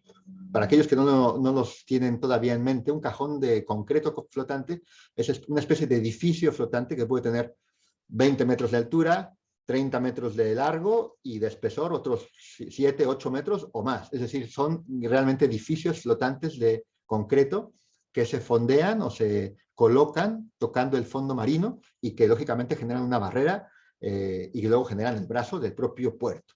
Es una forma muy coherente, muy inteligente de generar una estructura portuaria bueno, bien hecha y muy sistemática, ¿no? Para la construcción. Bueno, en el puerto de Açu nos llamaron porque tenían dos problemas fundamentales y problemas muy importantes. El primer gran problema era que para poder fabricar estos cajones de concreto, tenemos que traer a un cajonero, que es un elemento, es un barco flotante que fabrica in situ estos elementos. Pero para poder fabricar in situ estos elementos, el cajonero tiene que estar protegido. Es decir, no puede estar bajo la acción de un oleaje energético porque se mueve tanto que no podría trabajar de forma segura. Y como pueden imaginar, yo traigo un cajonero aquí y cuando no hay nada, pues aquí es el mar abierto. Entonces no puedo traer el cajonero aquí. Entonces, ¿qué se hizo? Se llevó al cajonero al puerto de Río, en una zona protegida, se fabricaban los cajones en Río y se llevaban con un barco gigante, se llevaban de Río de Janeiro en una ruta hasta el puerto de Açu y se fondeaban. Y de esa forma se fondearon 11 cajones, estos que vemos aquí en amarillo. Se fondearon los primeros 11 cajones, ¿para qué? Para poder aportar una primera zona de abrigo, para poder luego ya por fin llevar el cajonero a Açu y ya empezar a fabricar el resto de cajones en las fases siguientes. Por lo tanto, era fundamental obtener una predicción temprana de la ruta de navegación del barco que lleva los cajones. Es un barco que navega muy lentamente, que tampoco se puede ver expuesto a grandes tormentas porque lleva tanta inercia y tanto peso que podría volcar o podría perder los cajones. Imaginemos los millones de dólares que pueden perderse, aparte de la seguridad propia de la gente que va a bordo, ¿no? Entonces, ¿qué nos pidieron? Un producto de lo que se conoce como meteorouting, es decir, la ruta meteoceanográfica predicha de un punto a otro para una cierta ventana predictiva. Aquí vemos una pequeña animación donde se ve para unas fechas cómo es el viento y oleaje, predictivamente hablando, en el puerto, en la ruta que va a llevar el barco. De tal forma que el capitán y la gente que iba a llevar el cajón, pues podía identificar si ellos, por ejemplo, tardaban 4 días en llegar a Su, pues en esos 4 días sí podían tener una ventana no peligrosa para hacerlo, ¿no? Ese es el primer problema que fue resuelto. El segundo problema fue ya la propia fondeo y construcción de las estructuras verticales, los cajones verticales. Aquí vemos un cajón ya fondeado sobre su banqueta. Aquí parece... La banqueta puede tener unos 8 o 10 metros de altura y esto puede tener unos 20 metros de altura. Imaginemos en suma unos 30 metros. Es un edificio gigante, monolítico, de concreto. El problema que tenían era que quedaban muy al ras, quedaban muy expuestos. Podemos ver este video que lo tomó mi colega Antonio Tomás, que tuvo la suerte, la fortuna de ir a obra allí a Su, y él tuvo la suerte de ver in situ, ¿no? Cómo era el problema que estaban aquí. Entonces, el mismo problema de Langosteira. ¿Puedo meter gente trabajando aquí para qué? Para generar el espaldón, para poder fabricar el espaldón. Pues no puedo, porque es muy peligroso. Solamente tengo que evaluar aquellas ventanas que puedo fondear y construir la superestructura de mi espaldón. Vuelvo a invocar el modelo de H2BOF, vuelvo a generar mi conocimiento, mi autoselección de los casos, clústeres que autodefinen mi clima marítimo resumido para que con 200 estados de mar represente mi estadística completa y por lo tanto pueda simular directamente la física compleja del oleaje rebasando sobre un cajón de este tipo, para diferentes alternativas. Entonces, es fácil imaginar que yo voy a tener al final 3 catálogos preejecutados, cada uno, por ejemplo, con 200 casos simulados con el modelo IH2BOF, que luego podré enchufar, interconectar a mi operativa, que es, me conecto al proveedor meteoceanográfico en Brasil, identifico qué oleaje se parece a mis 200 casos, busco mi catálogo y rápidamente en un segundo le digo al operador, no puedes estar ahí porque puedes tener un evento de rebase peligroso en tu cajón, por lo tanto no puedes trabajar. ¿Qué es lo que estoy diciendo aquí? Tengo del día de hoy a lunes, marea, caudal de rebase y el semáforo. Entonces podemos ver que el caudal de rebase es verde, perdón, el semáforo y es verde o amarillo cuando hay poco caudal y es muy rojo cuando hay mucho caudal. Entonces, para cada cajón que van a fondear en el calendario, yo puedo ver la predicción y puedo ver qué ventanas de trabajo puedo tener. Entonces no me voy a arriesgar. Digo, de aquí al sábado está muy, muy peligroso. El domingo no se te ocurra. Y el lunes, fíjate, al lunes tenemos 4, 5, o tenemos un par de días, 48 horas, para poder trabajar, para poder empezar a fondear cajones y no perder más tiempo, ¿no? Pues ese es el producto que vendimos y que también pusimos ahí en valor con la gente de Brasil. Y finalmente, ya para terminar, muy rápidamente, la gran pregunta, el hot topic, el tema caliente que nos está llevando ahora a muchos dolores de cabeza, el tema de la parada operativa de buque amarrado en muelle. Y aquí vemos un ejemplo, el ejemplo de un barco, es una cámara rápida, de un barco moviéndose al oeste de Australia, que yo tuve la suerte de que me invitaran a un simposio allí y tuvimos la fortuna de ver con nuestros propios ojos este tipo de fenomenología, que lo sufren mucho en esas partes del mundo, y bueno, en todas partes del mundo, lo que pasa es que aquí es muy marcado. Esta animación, este video, ejemplifica pues el trauma que puede pasar una autoridad portuaria. Se puede perder millones de dólares o de euros al año por ese tipo de problema. Ese es un granelero, lleva carbón y obviamente no puede desembarcar ningún tipo de material por la peligrosidad que supone este evento que es muy frecuente en esta parte del mundo. Y repito, en cualquier parte del mundo. Cada hora, cada minuto, cada segundo que el barco no puede operar es como si fuera un taxímetro. Sigue corriendo en el puerto. El puerto de Geraldton, por ejemplo, perdía al año más de 6 millones de dólares australianos solamente en paradas operativas, ¿no? Imaginemos la cantidad de dinero y intereses que pueden estar enfocados en esta parte. Bueno, ¿por qué se mueven los barcos? Por oleaje, por corrientes, ya lo he dicho, por viento, porque pasa otro barco y lo mueve, por ondas infragravitatorias que se puedan liberar, o por cualquier onda singular, tipo meteotsunami, o incluso un tsunami que pueda operar o que pueda actuar dentro del puerto. Por lo tanto, a mí me gusta mucho este tema porque tiene un poco de todo, y toda la meteoceanografía avanzada de última generación, digámoslo así, se ve involucrada en este tipo de problema, y por lo tanto, pues es para mí, para el equipo, pues es muy atractivo, ¿no?, entrar en este tipo de trabajo. Ahora mismo tenemos a una chica haciendo su doctorado justamente en esta parte, a ver si tenemos resultados ya pronto. Bien, pues básicamente es ligar el mundo geométrico de los barcos, tipo de embarcación, cómo se amarra, tipo de defensas, cómo se posiciona en el muelle. Por otro lado, entender perfectamente cómo es la meteoceanografía portuaria que interactúa con el puerto, lo que he dicho, oleaje, viento, corrientes, buque que pasa, en fin. Y luego, cómo puedo correlacionar ambos mundos, geométrico y meteoceanográfico, con las variables de segundo y tercer nivel. Cómo se mueve el barco, qué tensiones voy a tener sobre los amarres para que no se rompan, si la defensa se va a romper o no se va a romper, ¿no? Y por lo tanto poder cuantificar la parada operativa al final. La tesis doctoral que les comentaba la estamos desarrollando en el puerto de Las Palmas de Gran Canaria, en las islas de Gran Canaria, en España. Es unas islas que están frente a África. Y aquí en la dársena, en esta parte abrigada que se llama dársena de África, tenemos en este amarre, aquí, aquí y aquí, tenemos la suerte para nosotros y la mala suerte para los operadores, que tienen también un altísimo índice, porcentaje anual de parada operativa. Son ferries que transportan gente, turistas, y gente también, ferries que transportan materiales a través de vehículos rodados. Son rorros que despliegan una rampa en esta parte y que también, sobre todo en invierno, no pueden operar. Es decir, ha ocurrido incluso que la gente se ha tenido que quedar a bordo horas porque no han podido bajar el coche por la rampa, porque la rampa era imposible de ser desplegada ante los movimientos de la embarcación tan violentos como podían ser. Entonces nos llamaron, nos pidieron que los ayudáramos, y nosotros también aprovechamos este laboratorio numérico vivo para poder medir con instrumentos, para poder medir el movimiento del barco, para poder medir fuera el oleaje, para poder reconstruir numéricamente toda la estadística y para poder luego numéricamente también incluso mover el barco. Por lo tanto, para no ser el cuento muy largo, entendimos numéricamente cómo funcionaba el puerto, podemos identificar algo que nosotros ni nadie se hubiera esperado, que el malo de la película era este quiebro que vemos aquí,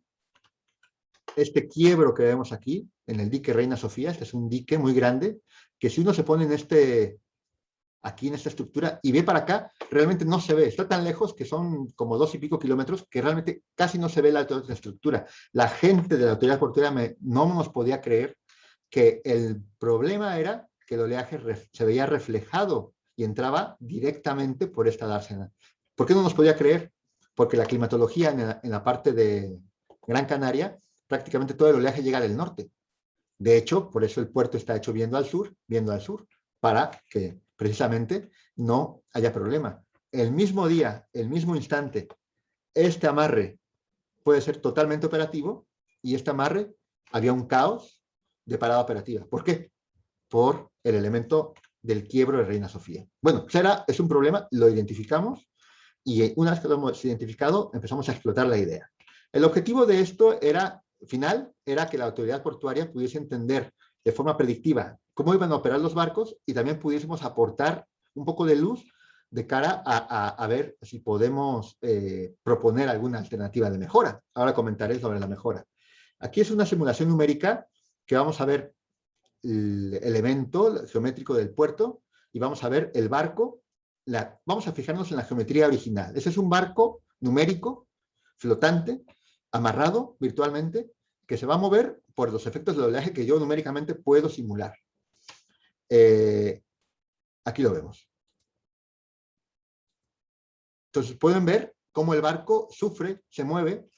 Parece que son movimientos muy sutiles, pero porque claro, está en una escala muy grande. Si yo me pongo aquí en la rampa, podría ver que el movimiento de vaivén de la rampa, movimiento lateral de la rampa, pues puede ser un movimiento que puede tener 3 o 4 metros de vaivén. Eso supone que la rampa no se puede desplegar supone incluso que la rampa no la pueden colocar porque puede romper o puede lastimar la propia rampa perdón, de la rampa del barco, puede lastimar la rampa de concreto del propio puerto, ¿no? De hecho, cuando fui a hacer la visita de obra, vi que había unos canales horadados por la propia rampa del barco, cómo lastima, ¿no?, a la infraestructura portuaria. Bueno, pues es un grave problema. Entonces, ¿qué hemos hecho? ¿O qué estamos haciendo? Pues lo que queremos. Lo que queremos es que a través del método tener, aunque suene muy pretencioso, tener una visión holística del problema. Poder entender todas las partes y subpartes relacionadas con los procesos que van a dar, como finalmente podemos ver, el movimiento del barco. Es decir, qué forzamiento exterior, qué meteosonografía está involucrada, cómo esa meteosonografía se transforma al interior del puerto, para diferentes geometrías, cada bolita es una geometría distinta, para diferentes posiciones del barco, cómo el barco, la geometría del sistema muelle-barco, cómo para diferentes barcos, diferentes amarres, diferentes líneas de defensa, cómo va a reaccionar, y cómo eso se transforma en las variables de respuesta, de movimiento, de tensiones, de esfuerzos, de porcentaje de horas de superación o de lo que yo quiera.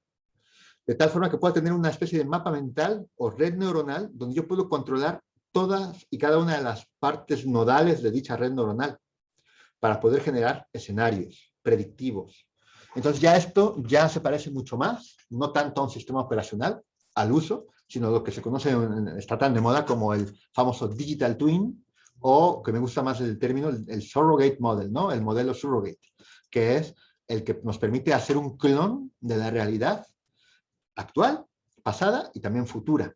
Y eso nos permite, por primera vez, creo yo, poder entender cada subparte. Y, como pongo aquí, como si fuera una mano virtual, yo podría agarrar una de estas bolitas y digo, oye, ¿qué pasaría?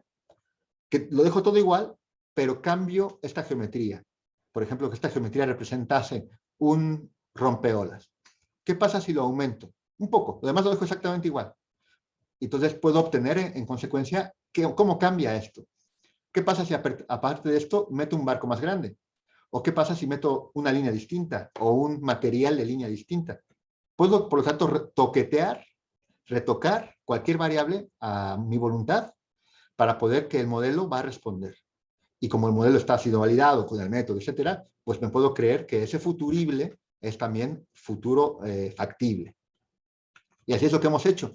Estos son los resultados preliminares. Todavía no hemos llegado al gran todo, porque estamos todavía desarrollándolo, pero hemos logrado, con diferentes alternativas geométricas, retocando, colocando, construyendo virtualmente cosas distintas, hemos encontrado la solución, creo yo, óptima, que es la alternativa 1Y, donde podemos ver la diferencia en los patrones de agitación. Y vean que la alternativa 1Y era muy sencilla, era ampliar un poco el contradique y era rellenar el quiebro.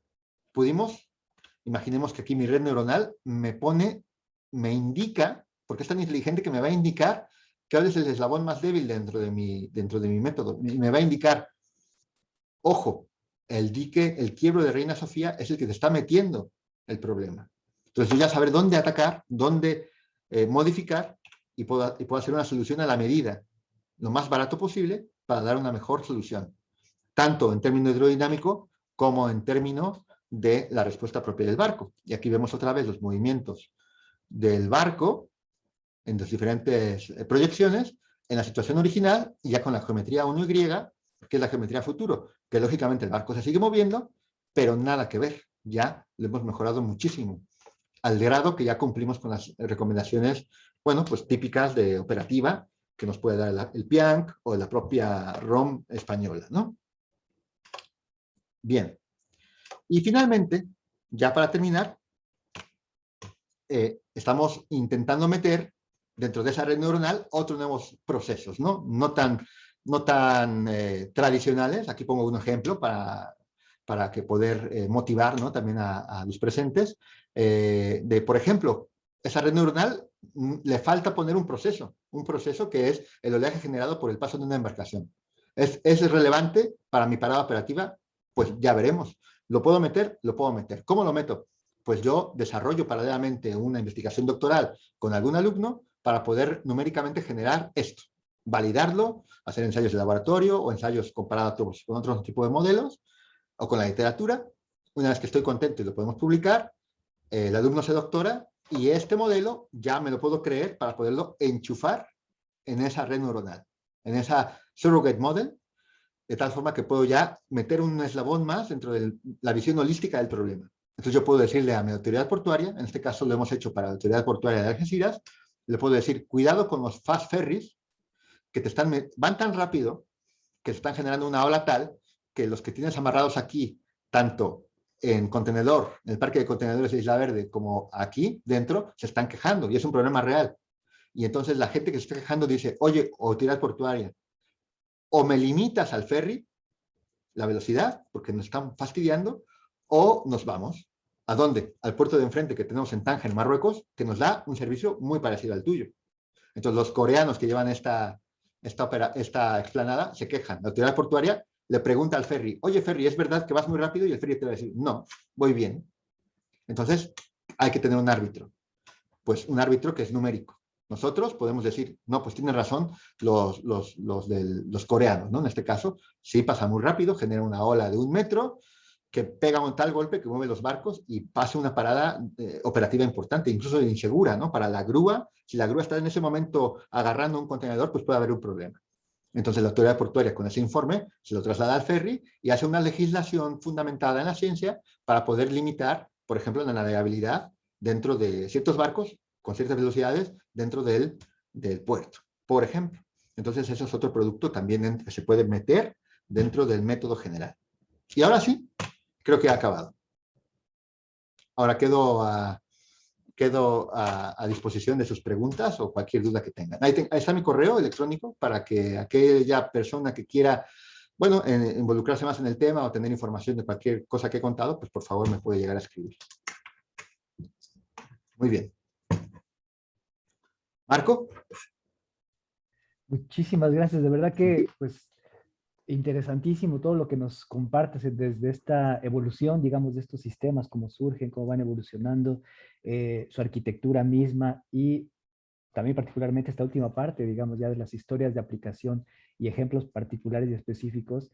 Nos das de verdad un panorama muy completo, todo un reto, porque tan corto tiempo podernos ofrecer esta visión tan completa de este tema tan complejo, pues de verdad que triplemente agradecidos con tu habilidad y tu capacidad de comunicárnoslo. Ha Muchas gracias. despertado pues muchísimas reacciones también y comentarios y preguntas que vamos a hacer en este momento. Han estado llegando varias a través del chat en esta plataforma de Zoom, también a través de Facebook. Vamos a tratar de entrar lo más pronto para que podamos tener el mayor tiempo posible y a ver si podemos comentar al menos de todas las que van llegando. Y si no llegáramos a hacerlo, te propongo que al final de la sesión te compartimos el chat, lo que tenemos Sí, registrado, para que tú tengas también como esta idea para dar seguimiento a las sí, sí, inquietudes y sí. preguntas que hemos estado recibiendo. Yo por lo pronto quisiera, además de agradecerte esta charla y ahorita entrar a la parte de preguntas y respuestas, agradecer a todas las personas que nos acompañan en esta transmisión,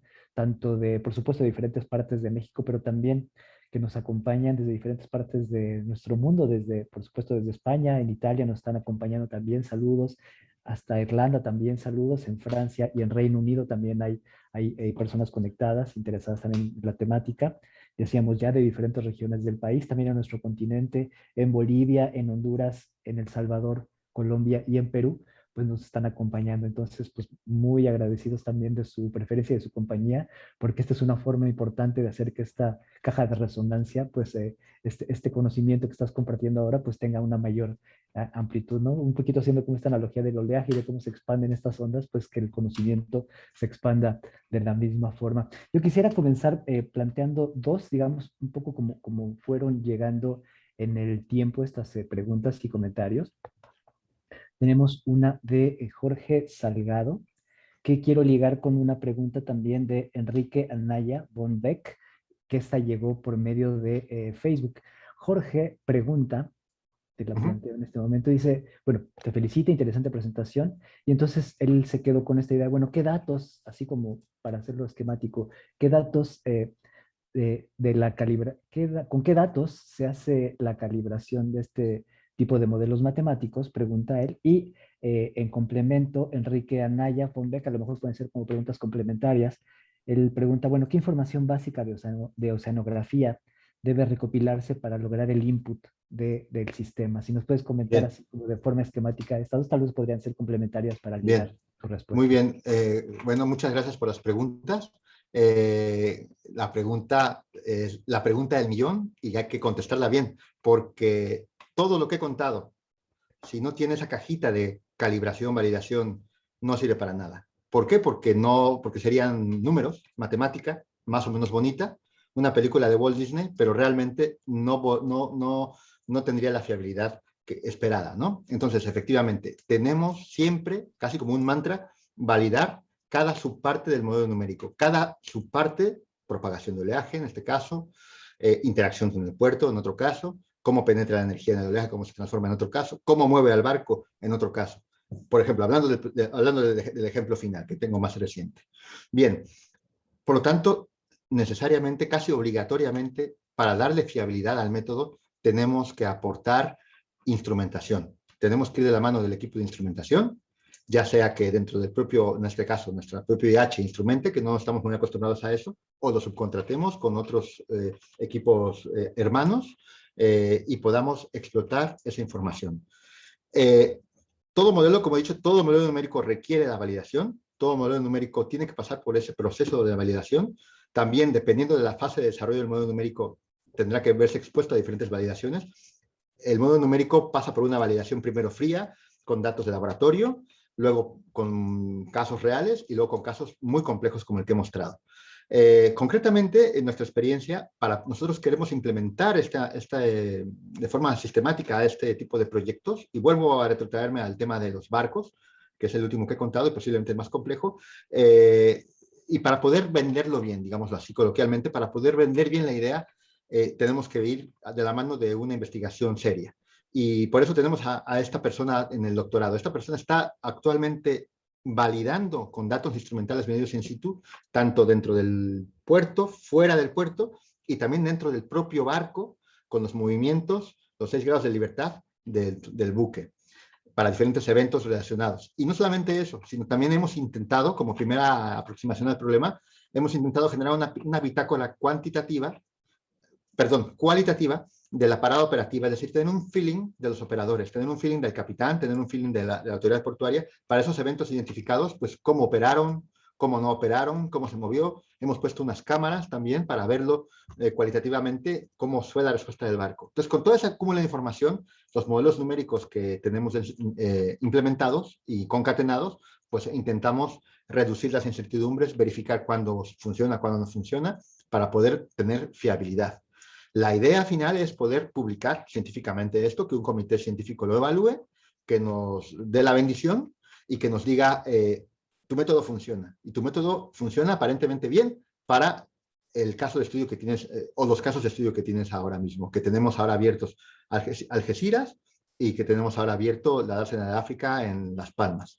Y vamos a tener, por ejemplo, en Algeciras, justamente vamos a tener la capacidad de poder repetir esto, no para un barco, sino para varios barcos, ¿no? Por decir una decena por lo menos de barcos, instrumentarlos y modelizarlos, lo cual creo yo que es un hito personal, grupal y a nivel en general, ¿no? Para poder tener esa información. Entonces yo entiendo que una vez que lleguemos a ese punto, pues ya podremos ir a un tercer puerto y ya con mucho más confianza y decirle, oye, tenemos un sistema, tenemos esto, podemos ayudarte, podemos trabajar juntos y me va a hacer exactamente la misma pregunta que me ha hecho Jorge. Me lo puedo creer y yo entonces en ese momento tendré la capacidad de decirle, sí, mira, está validado, aquí está la ola, aquí está esto, esta experiencia que tenemos en Algeciras, tenemos esto, todo esto. Y de todas formas yo le voy a decir, si quieres que te instale un sistema de este tipo, pues creo que no te va a costar mucho más dinero poner un instrumento aquí, igual medimos este barquito, o igual ponemos una boya por aquí, o un sensor de presión por acá, que son realmente testimonial el gasto que puede haber comparado, por ejemplo, con una obra marítima, y entonces pues eso le puede dar mucho más confianza al cliente. Y con respecto a la segunda pregunta, ¿qué datos de partida? Pues lo que yo comentaba allí en la primera línea de datos tipo nivel 1, por lo menos, es decir, todo lo que tenga que ver con datos de oleaje, de larga duración, homogéneos, horarios, a ser posible, multipuntual, multigeométricos y multigeográficos. Y yo ya diría, en esta actualidad, multiparamétricos, ¿eh? Ya sí podemos contar con datos de oleaje, que no solamente sean los variables espectrales reducidas de altura significante, periodo de dirección, sino fueran, pues, por lo menos 3 modos, un 2 swells y un sí, por ejemplo, vienen muy bien.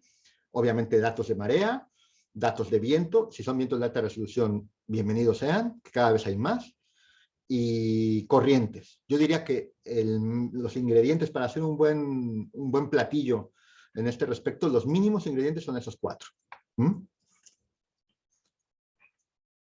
Creo que he intentado contestar la pregunta. Muy bien, doctor, muchas gracias. Tenemos otra pregunta también llegó por Facebook, nos acompaña desde ahí Alec Torres Freyermuth, le mandamos un abrazo también. Excelente trabajo, comenta él, y pregunta, ¿cómo incorporan la incertidumbre del modelo numérico en la toma de decisiones? ¿Cómo se hace esta parte? Bien. Bueno, pues, Alec, un gran amigo y viejo conocido, y como siempre, una pregunta muy buena. Bueno, pues, ¿cómo podemos incorporar la incertidumbre? Bueno, pues tiene que ver, diciéndolo de forma muy rápida, con el tipo de aproximación que hagamos. Tenemos que dejar de pensar de manera determinista y tenemos que empezar a trabajar con manera probabilista. Es decir, allí en cada submódulo o en cada subproceso donde podamos meter un carácter probabilista, tenemos que meterlo. Y eso, hablando coloquialmente, pasa por repetir matemáticamente, numéricamente, diferentes escenarios. Y voy a volver a poner el ejemplo del barco, porque es el más fácil para mí para explicarlo ahora, que lo tenemos todos en la cabeza. El barco, yo lo muevo numéricamente con una generación sintética de olas individuales que van a mover ese barco, olas, corrientes, infragravitatorias y viento. Entonces, no basta con hacer un caso, porque el caso sería determinista. Yo tengo que hacer un ensamble de diferentes escenarios controlados, por decir cientos de ensayos controlados, para poder sacar los parámetros de movimiento medio, desviación estándar, varianza, para cada una de las variables. Entonces yo voy a tener, para poco visualizarlo, tendría esa red neuronal de resultados, no la tendría para un pseudo escenario, tendría en oculto diferentes realidades probabilistas controladas atrás de él. Entonces yo realmente no veo un punto, yo veo una campana de Gauss, ¿no? O una log normal, como quieras llamarle, que distribuye la fenomenología de las variables. Y entonces eso me va a permitir dar una lectura, como invita Alec, una lectura probabilista al problema, de tal forma que yo pueda darle al cliente no solamente un dato determinista, de puedes trabajar o no puedes trabajar, sino puedes trabajar más o menos una incertidumbre, más o menos un umbral de seguridad. Y ahí es donde entra el color amarillo del semáforo, posiblemente que es el más importante. En nuestra experiencia, sobre todo en obra portuaria, el color amarillo, perdón, el color verde y rojo nunca gustó mucho, porque a un gestor portuario no le gusta nada que salga un rojo, lógicamente, porque pierde dinero. Y si hay un rojo y se asoma a la ventana y ve que el oleaje, así a ojo de buen cubero, ve que se puede trabajar, te llama inmediatamente y dice, oye, ¿qué pasa? Tu sistema dice que no puedo trabajar y aquí yo diría que yo puedo trabajar. Entonces estamos en un debate del color amarillo del semáforo. ¿Qué mejor que poderlo tener ya cuantificado, probabilísticamente hablando, para poder prever y decirle al gestor, no, el rojo es rojo. Rojo significa no se te ocurra, pero amarillo significa, podemos dar una lectura, que puedes tener una cierta probabilidad de fallo, una cierta probabilidad de parada operativa o incluso una cierta probabilidad de tener un accidente. Y entonces él lo puede valorar y puede decir, bueno, pues ¿sabes qué? Hazme 2 tipos de amarillo. Hazme un amarillo clarito y un amarillo fuerte. Ahora, como hacen con el COVID, ¿no? Hacen de 3 semáforos, pues ahora te hay como un arco iris, ¿no? Pues precisamente así podemos hacerle toda una gama de colores para poder suavizar los criterios, todo ello va a ser un aspecto probabilista. Bien, muchas gracias. La siguiente pregunta que tenemos es de Mayren Alavés. Ella pregunta, bueno, dice, buenos días, ¿cuáles pueden ser las limitaciones o los desafíos planteados por el cambio climático en el diseño e implementación de estos sistemas operacionales? Una vez que, bueno, pues se basa también muchas veces en datos históricos, pero ¿qué pasa cuando está variando todo esto? Bien, buena pregunta también. Oye, qué preguntas, la verdad, muy, muy interesantes. Muchas gracias. Nosotros también, yo diría que es otra historia. Se parece mucho, bebe mucho de lo que acabo de contar, pero yo diría, me gustaría definirla como un problema distinto ¿Por qué? Porque estamos hablando de una escala temporal distinta. Es decir, los efectos de cambio climático, las posibles cuantificación de los efectos, concretamente en el área costera y portuaria, son bien sabidos, son una realidad, tristemente una realidad, y se pueden cuantificar. ¿Cómo lo hacemos ahora? Pues lo hacemos con base en la historia climática, con base en ese menú o esos menús de ingredientes que comentaba, oleaje, viento, tal. Existen ya publicados diferentes tipos de escenarios climáticos, ¿no? Asociados a eso, los famosos RCP, creo, que son el 8.5, el no sé cuál, el 3.1, que son diferentes escenarios más o menos benignos o virulentos de cara a 50 años, 100 años o 200 años. Entonces, con diferentes tipos de estrategias y aproximaciones numéricas, se pueden proyectar las variables físicas a esos horizontes del cambio climático y, por lo tanto, se pueden transformar esas variables básicas nivel 1, como he vuelto a decir, a variables básicas nivel 2 o nivel 3. De hecho, si te interesa, no recuerdo tu nombre, pero si te interesa, escríbeme, que hace un año, publicamos un artículo precisamente que hablaba de eso, del impacto de cambio climático en la agitación y operatividad portuaria en diferentes infraestructuras portuarias para pensar en un método general. Pero tiene que ver mucho con lo que acabo de comentar, en esencia, porque finalmente un escenario de cambio climático sería exactamente el mismo método que yo puedo reconstruir una casuística, pero modificada. Es decir, en este caso lo que modificaría no sería la geometría del puerto, sería la geometría del forzamiento.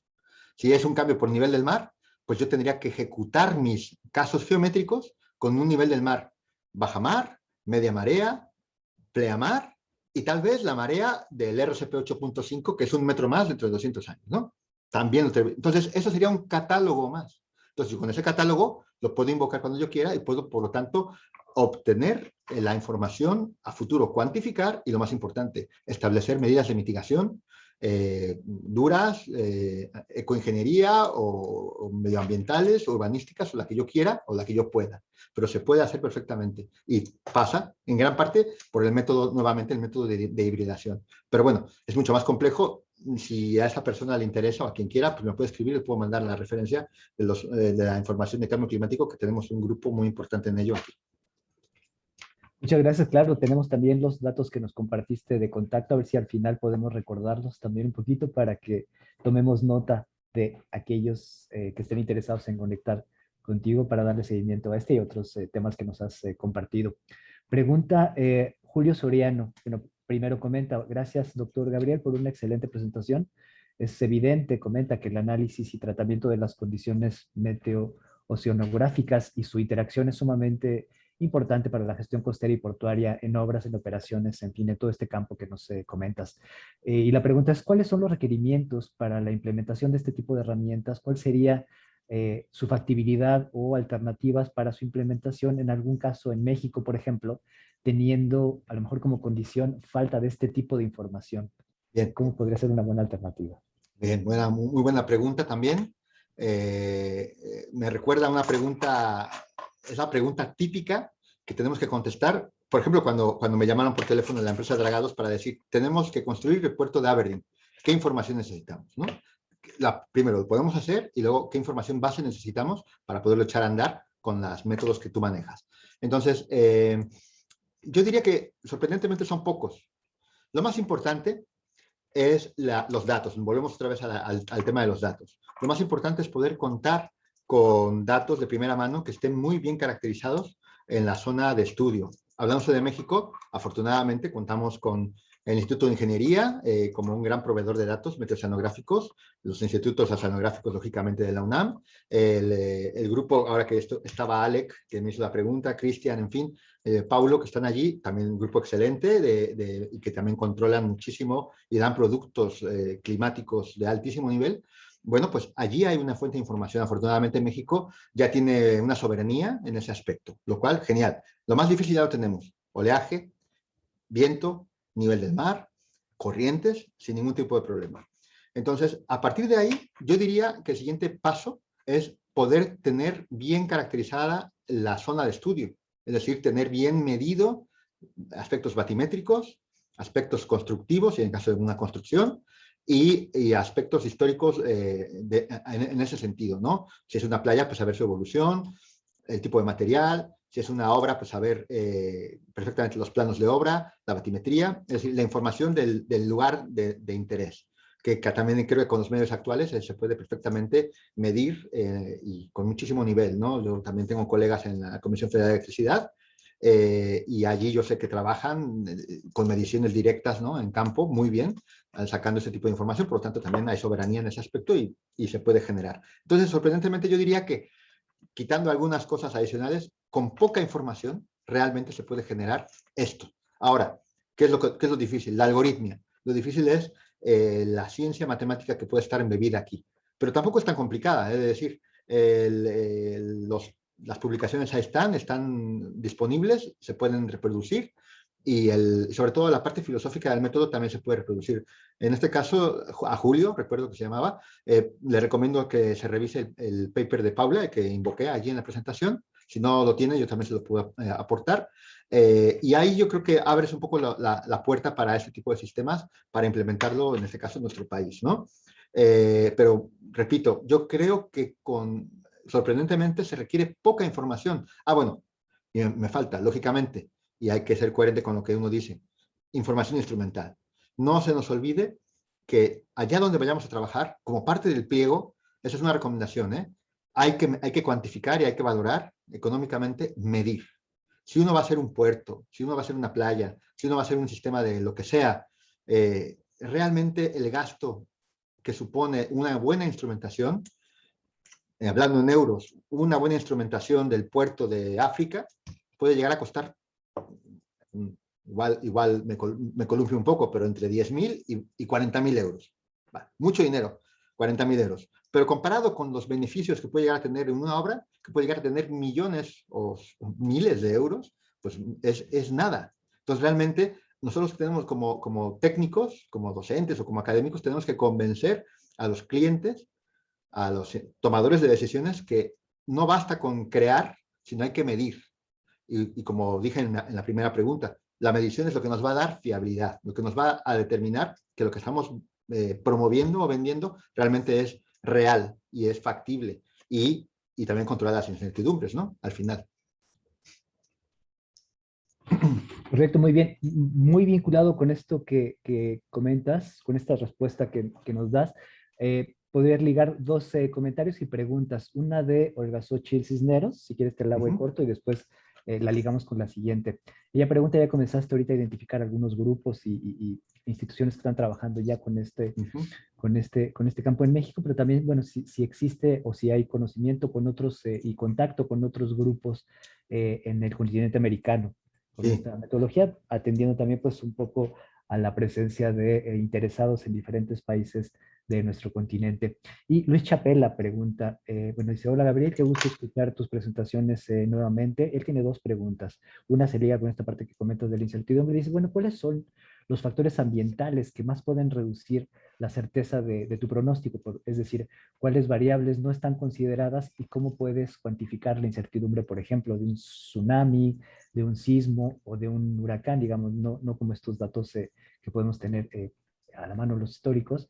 Y la otra pregunta es, ya lo habías comenzado a comentar con el tema de los semáforos, tu punto de vista o cuál es la problemática a abordar para que los gestores, los operadores y las entidades, no sé, gubernamentales, puedan implementar estos modelos. ¿Es el costo? ¿Es el desconocimiento de los beneficios que tiene el utilizar estas herramientas de manera específica?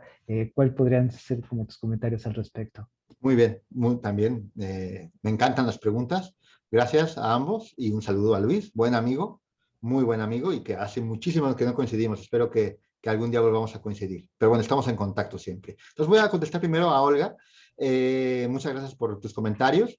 Y sí, conozco grupos, ya comenté, el grupo de Rodolfo Silva, lógicamente, como personalmente uno de mis grandes mentores. Por lo tanto, pues él controla y da productos de este tipo sin ningún tipo de problema. Ya comenté los grupos que están en el CISAL, Alec, Cristian, Paulo, compañía, bueno, perfectamente. Conozco a la gente que está en Costa Rica, con el doctor George Gobaere, que también están trabajando en este tipo de sistemas. Sé que uno de sus objetivos es a muy corto plazo generar un sistema predictivo de forecast de oleaje a nivel Costa Rica, ambos mares, Pacífico y Atlántico. Henry Chavarría, que fue mi alumno de doctorado, se formó aquí y él está diario trabajando en ese objetivo y creo que ya lo va a materializar, ya van a tener su propio sistema costarricense, ¿no? Conozco a la gente de Argentina, tengo un muy buen amigo, se llama Paolo, que también tiene una empresa que se dedica a este tipo de trabajos, y luego la gente de Chile, ¿no? El equipo tan potente de la gente de Chile, los patricios y compañía, bueno, pues ellos son gente que controla, que sabe y que implementa este tipo de sistemas. Ahora, el enfoque metodológico puede variar porque cada casa cocina de forma distinta, pero se pueden parecer en esencia. Nosotros defendemos un método eficiente, hay gente que trabaja de una forma distinta, todo es válido, pero sí que hay esos países que he mencionado, pues pueden tener, que identifico, pueden tener equipos muy potentes. Y en mi ignorancia, pues supongo que también otros países y otros lugares tienen que tener sus propias instituciones o empresas que lo hagan, pero bueno, lo ignoro. Y en Estados Unidos, lógicamente, hay un montón. Aunque en Estados Unidos también hay filosóficamente un trabajo distinto porque mucho de la obra marítima portuaria o es un ámbito puramente privado, donde los gobiernos poco tienen que decir, o que directamente, bueno, pues ellos mismos lo resuelven, ¿no? Con empresas con subcontrataciones mucho más directas y donde tampoco hay un interés, o al menos en mi experiencia, no hay un interés en el ámbito de difusión más académica, ¿no? Digamos, es puramente empresarial y entonces todo lo que se genera académicamente queda muy desvinculado de la parte de explotación real de una solución real. Entonces, por lo tanto, no permea tanto a la sociedad como puede ser aquí en España, en Latinoamérica o en Europa. Bien, y la segunda pregunta, bueno, o la segunda intervención de Luis, preguntas muy interesantes. La primera, los factores ambientales. ¿Cuáles son los más difíciles de evaluar, los que tienen mayor incertidumbre? Bueno, lógicamente tú los has adelantado, los factores súbitos, ¿no? Los factores accidentales, casi sismos, tsunamis, huracanes, son difíciles de prever, difíciles de cuantificar. Y entonces ahí la filosofía de acción tiene que pasar por una filosofía distinta. Prácticamente no hay nadie en el mundo que pueda prever un huracán con certeza, ¿no? Y menos un tsunami y menos un sismo. Hay intentos, ha dicho el propio Christian, que debe estar por ahí, es experto de huracanes a nivel mundial, él podría tener un debate al respecto, ¿no? Pero con una certeza todavía superior, todavía no se puede, ¿no? ¿Por qué? Porque es muy complicado.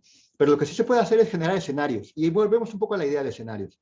Lo que sí podemos hacer es generar semillas aleatorias, pero con carácter físicamente realista, de estos eventos.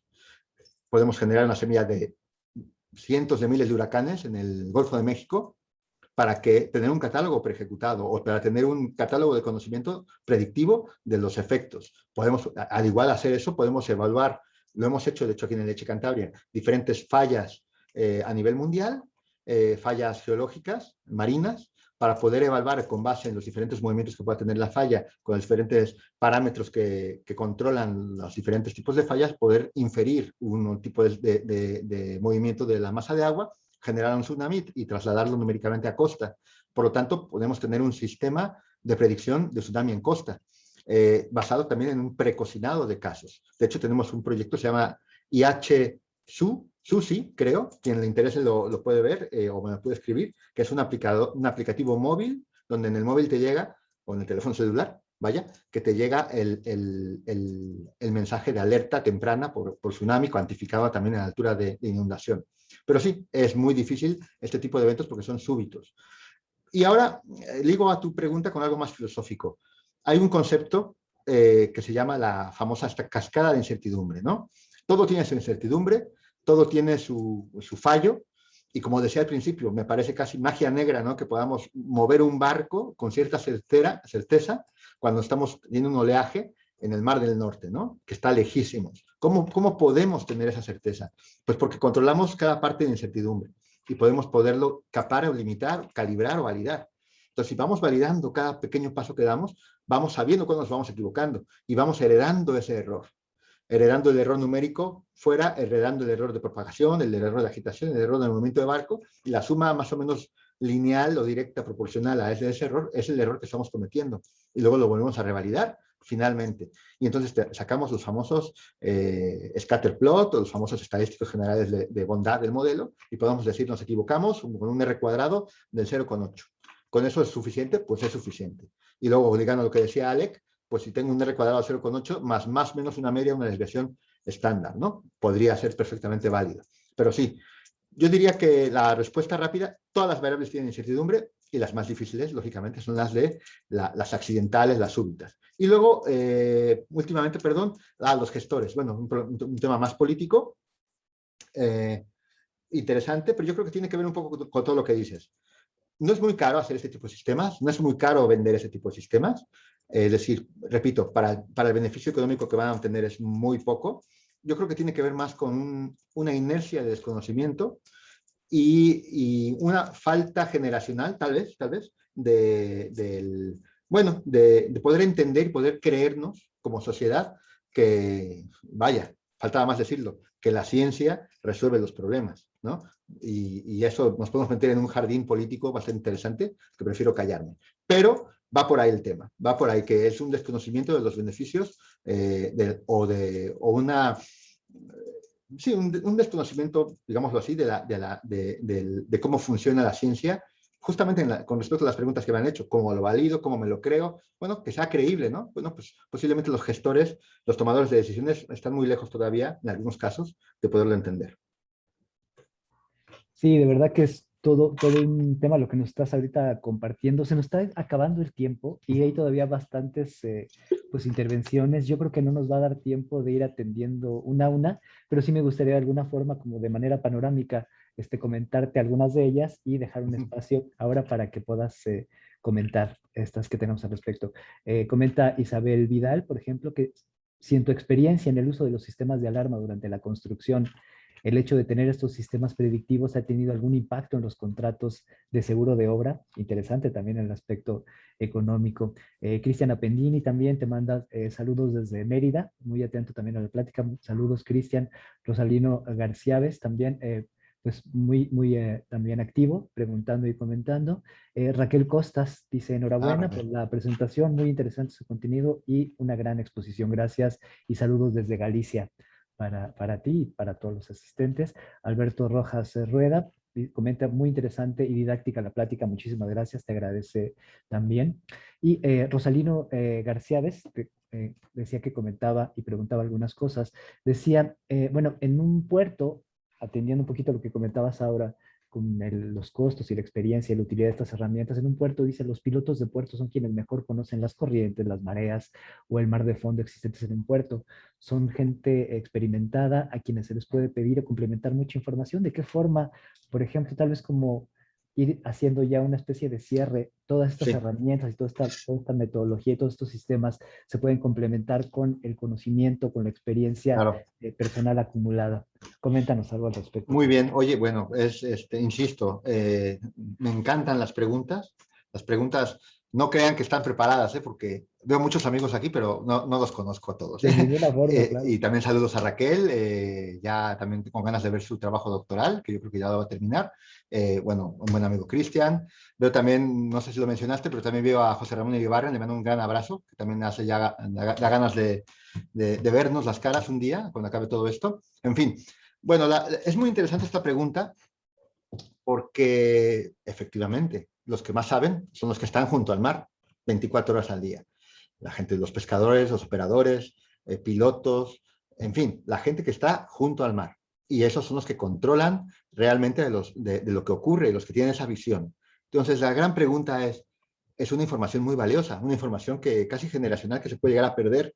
¿Y cómo podemos captarla? ¿Cómo podemos involucrarlos incluso dentro de nuestros sistemas? ¿Y cómo podemos, lo que comentaba Luis, cómo podemos romper esa barrera casi psicológica de decir, ahí vienen las de la academia a contarnos sus películas y hay una barrera psicológica, ¿no? Así que siempre hay un poco de reticencia. Entonces, ¿cómo podemos? Y realmente lo tenemos muy presente esa problemática. ¿Y qué estamos trabajando al respecto? Pues mira, precisamente en un nuevo proyecto que vamos a empezar, el proyecto en Algeciras, el proyecto PROAS, un proyecto muy ambicioso, un módulo completo está dedicado precisamente a eso, a involucrar a la gente que tenemos que involucrar, a los operadores portuarios, a la gente que está en muelle. ¿Cómo? ¿Cómo vamos a hacerlo? Primero, en dos fases, a través de una encuesta para poder empezar a entender los parámetros de los famosos KPIs representativos, para poder empezar a esbozar qué parámetros de funcionamiento y de performance vamos a tener en muelle, para poder identificar qué variables son las importantes, para poder verificar cuáles son los eventos de parada operativa más representativos en primer nivel, para poder tener una base de datos social, empírica, casi visual, de la gente que está involucrada, y para poder generar un nuevo conocimiento. Es lo primero. Y con base en eso, vamos a permitir que los usuarios interactúen directamente con los aplicativos que vamos a generar, para que ellos puedan establecer sus propios umbrales operativos. Hay umbrales operativos teóricos, pero es verdad que la teoría se ve superada por la realidad muchas veces. Entonces, los propios usuarios van a poder aportar su visión de los umbrales y van a poder decir en su aplicativo que van a tener en tu teléfono: oye, hoy pude, en un cuestionario, ¿no?, en tiempo real, pude operar, tal. O hoy el umbral se quedó corto. O el umbral que yo tengo aquí establecido es de medio metro en lugar de 1 metro, por decirlo así. O al revés, es de 1 metro en lugar de medio metro. Entonces, al final del proyecto, o a lo largo del desarrollo del proyecto, lo que vamos a hacer es hablar mucho con esta gente para poder, de alguna forma, exprimirle su sabiduría y su conocimiento para que repercuta en el conocimiento y, volvemos a la palabra, reducir la incertidumbre. Gran parte del reductor de incertidumbres es precisamente el que controla, el que vive en el mar, ¿no? Pues lo tenemos muy presente. Es una parte también muy bonita porque es muy social, que interactúas directamente con la gente. Y yo diría que modestamente es la mejor academia, ¿no? Realmente, por muchos libros, teoría, papers y clases que pueda llegar a impartir o a recibir, realmente las lecciones teóricas, las lecciones prácticas son las que te da la gente que está junto al mar, ¿no? La gente que te da esa experiencia y donde uno realmente pues, se le abren los ojos, ¿no? Pues, doctor Gabriel Díaz, de verdad, muchísimas gracias por esta sesión. Estamos prácticamente llegando ya por cuestión de tiempo, aunque por temas y por este procedimiento, de verdad que podríamos seguirnos a lo mejor mucho tiempo más, pero lamentablemente el tiempo para este espacio se nos acaba, pero creo que nos deja un buen pretexto para poder encontrarnos pronto, para seguir conversando contigo. Yo quisiera compartir un comentario del doctor Adrián Pedroso Acuña, director general de nuestro instituto. Dice: mil gracias por una excelente presentación. Como en todos los temas apasionantes y bien presentados. Terminamos con preguntas que nos permiten seguir aprendiendo. Saludos de Adrián Pedroso. De verdad que sí, pues este es una riqueza en los espacios de conocimiento. El conocimiento crece cuando se comparte y pues una parte, por supuesto, importante de la presentación inicial, pero también este diálogo y esta visión y este compartir visiones y preguntas nos ayudan también a explorar otras perspectivas y otras formas de acercamiento. De verdad, doctor, muchísimas gracias Muchas por tu gracias. generosidad compartiendo tu conocimiento y tu experiencia con nosotros, y pues que sea la primera de muchos encuentros que tengamos contigo en Ojalá. nuestros espacios de conocimiento, doctor. Ojalá, y cuando acabe esto del coronavirus, pues también me invitan y voy para allá. Pero por supuesto que sí, Y yo, también le mando un gran abrazo a mi gran amigo Adrián. Y bueno, también espero algún día volverlo a ver. Ahora que acabe todo esto, me agarro un avión y me voy para allá. No contesté la pregunta de Isabel, que ahora me acabo de acordar, la parte de contratos, pero bueno, a Isabel claro, también la conozco muy bien y ya se lo claro. contaré un día. Ella está también en el comité del Working Group del PIANC, o sea que ya tendré oportunidad de charlar largo y tendido con ella. Muy bien. Pues bueno, muchísimas gracias también. No, pues al contrario, muchísimas gracias. Muy agradecidos en nombre del instituto, de la cátedra y por supuesto de todas y todos los que tuvimos la fortuna de escucharte y de pues recibir todo lo que nos compartes para ampliar nuestra visión y nuestro conocimiento en torno a toda esta temática que de verdad es que es todo un universo de conocimiento. Muchísimas gracias, doctor. Que Muchas tengas gracias. la mejor de las tardes, un gran fin de semana y te invito a que nos acompañes a que hagamos, como es tradición en estos espacios, una imagen del grupo. Les Ah, pedimos a ujú. todas y a todos, si así lo desean, encender sus cámaras para que podamos tomar una imagen del recuerdo de este memorable espacio de conocimiento del 16 de abril de 2021. Y en lo que encienden todas sus cámaras, quienes así lo deseen, yo quiero compartir muy rápidamente algunos avisos de nuestros siguientes espacios de conocimiento y avisos importantes de información que tenemos disponible para todas y todos ustedes. Si vemos la siguiente, por favor. Recordarles, tuvimos la fortuna de ampliar un mes más la convocatoria del posgrado en gestión integrada de los recursos hídricos. Si recuerdan, la convocatoria cerraba el día de hoy, pero dadas las condiciones también, pues lo complicado que es con pandemia y todo esto para ir haciendo todos los trámites y tener toda la documentación necesaria para aplicar para esta convocatoria de la maestría en gestión integrada de recursos hídricos, que es a distancia, pues ampliamos el plazo hasta el 15 de mayo. Entonces, si estás en el proceso, continuarlo. Si sabes de alguien que esté interesado en ingresar, tiene todavía una ventana de oportunidad importante para aplicar. Toda la información en la página posgrado.imta.edu.mx. Invitadísimas, invitadísimos en esta maestría profesionalizante a distancia, que es una muy buena oportunidad para la formación de cuadros de alto nivel en nuestro país para la gestión del agua en diferentes instituciones. La que sigue, por favor. Recordarles nuestros espacios de divulgación y espacios de conocimiento. El próximo martes 20 de abril tenemos otra vez conversatorio de mujeres en la ciencia.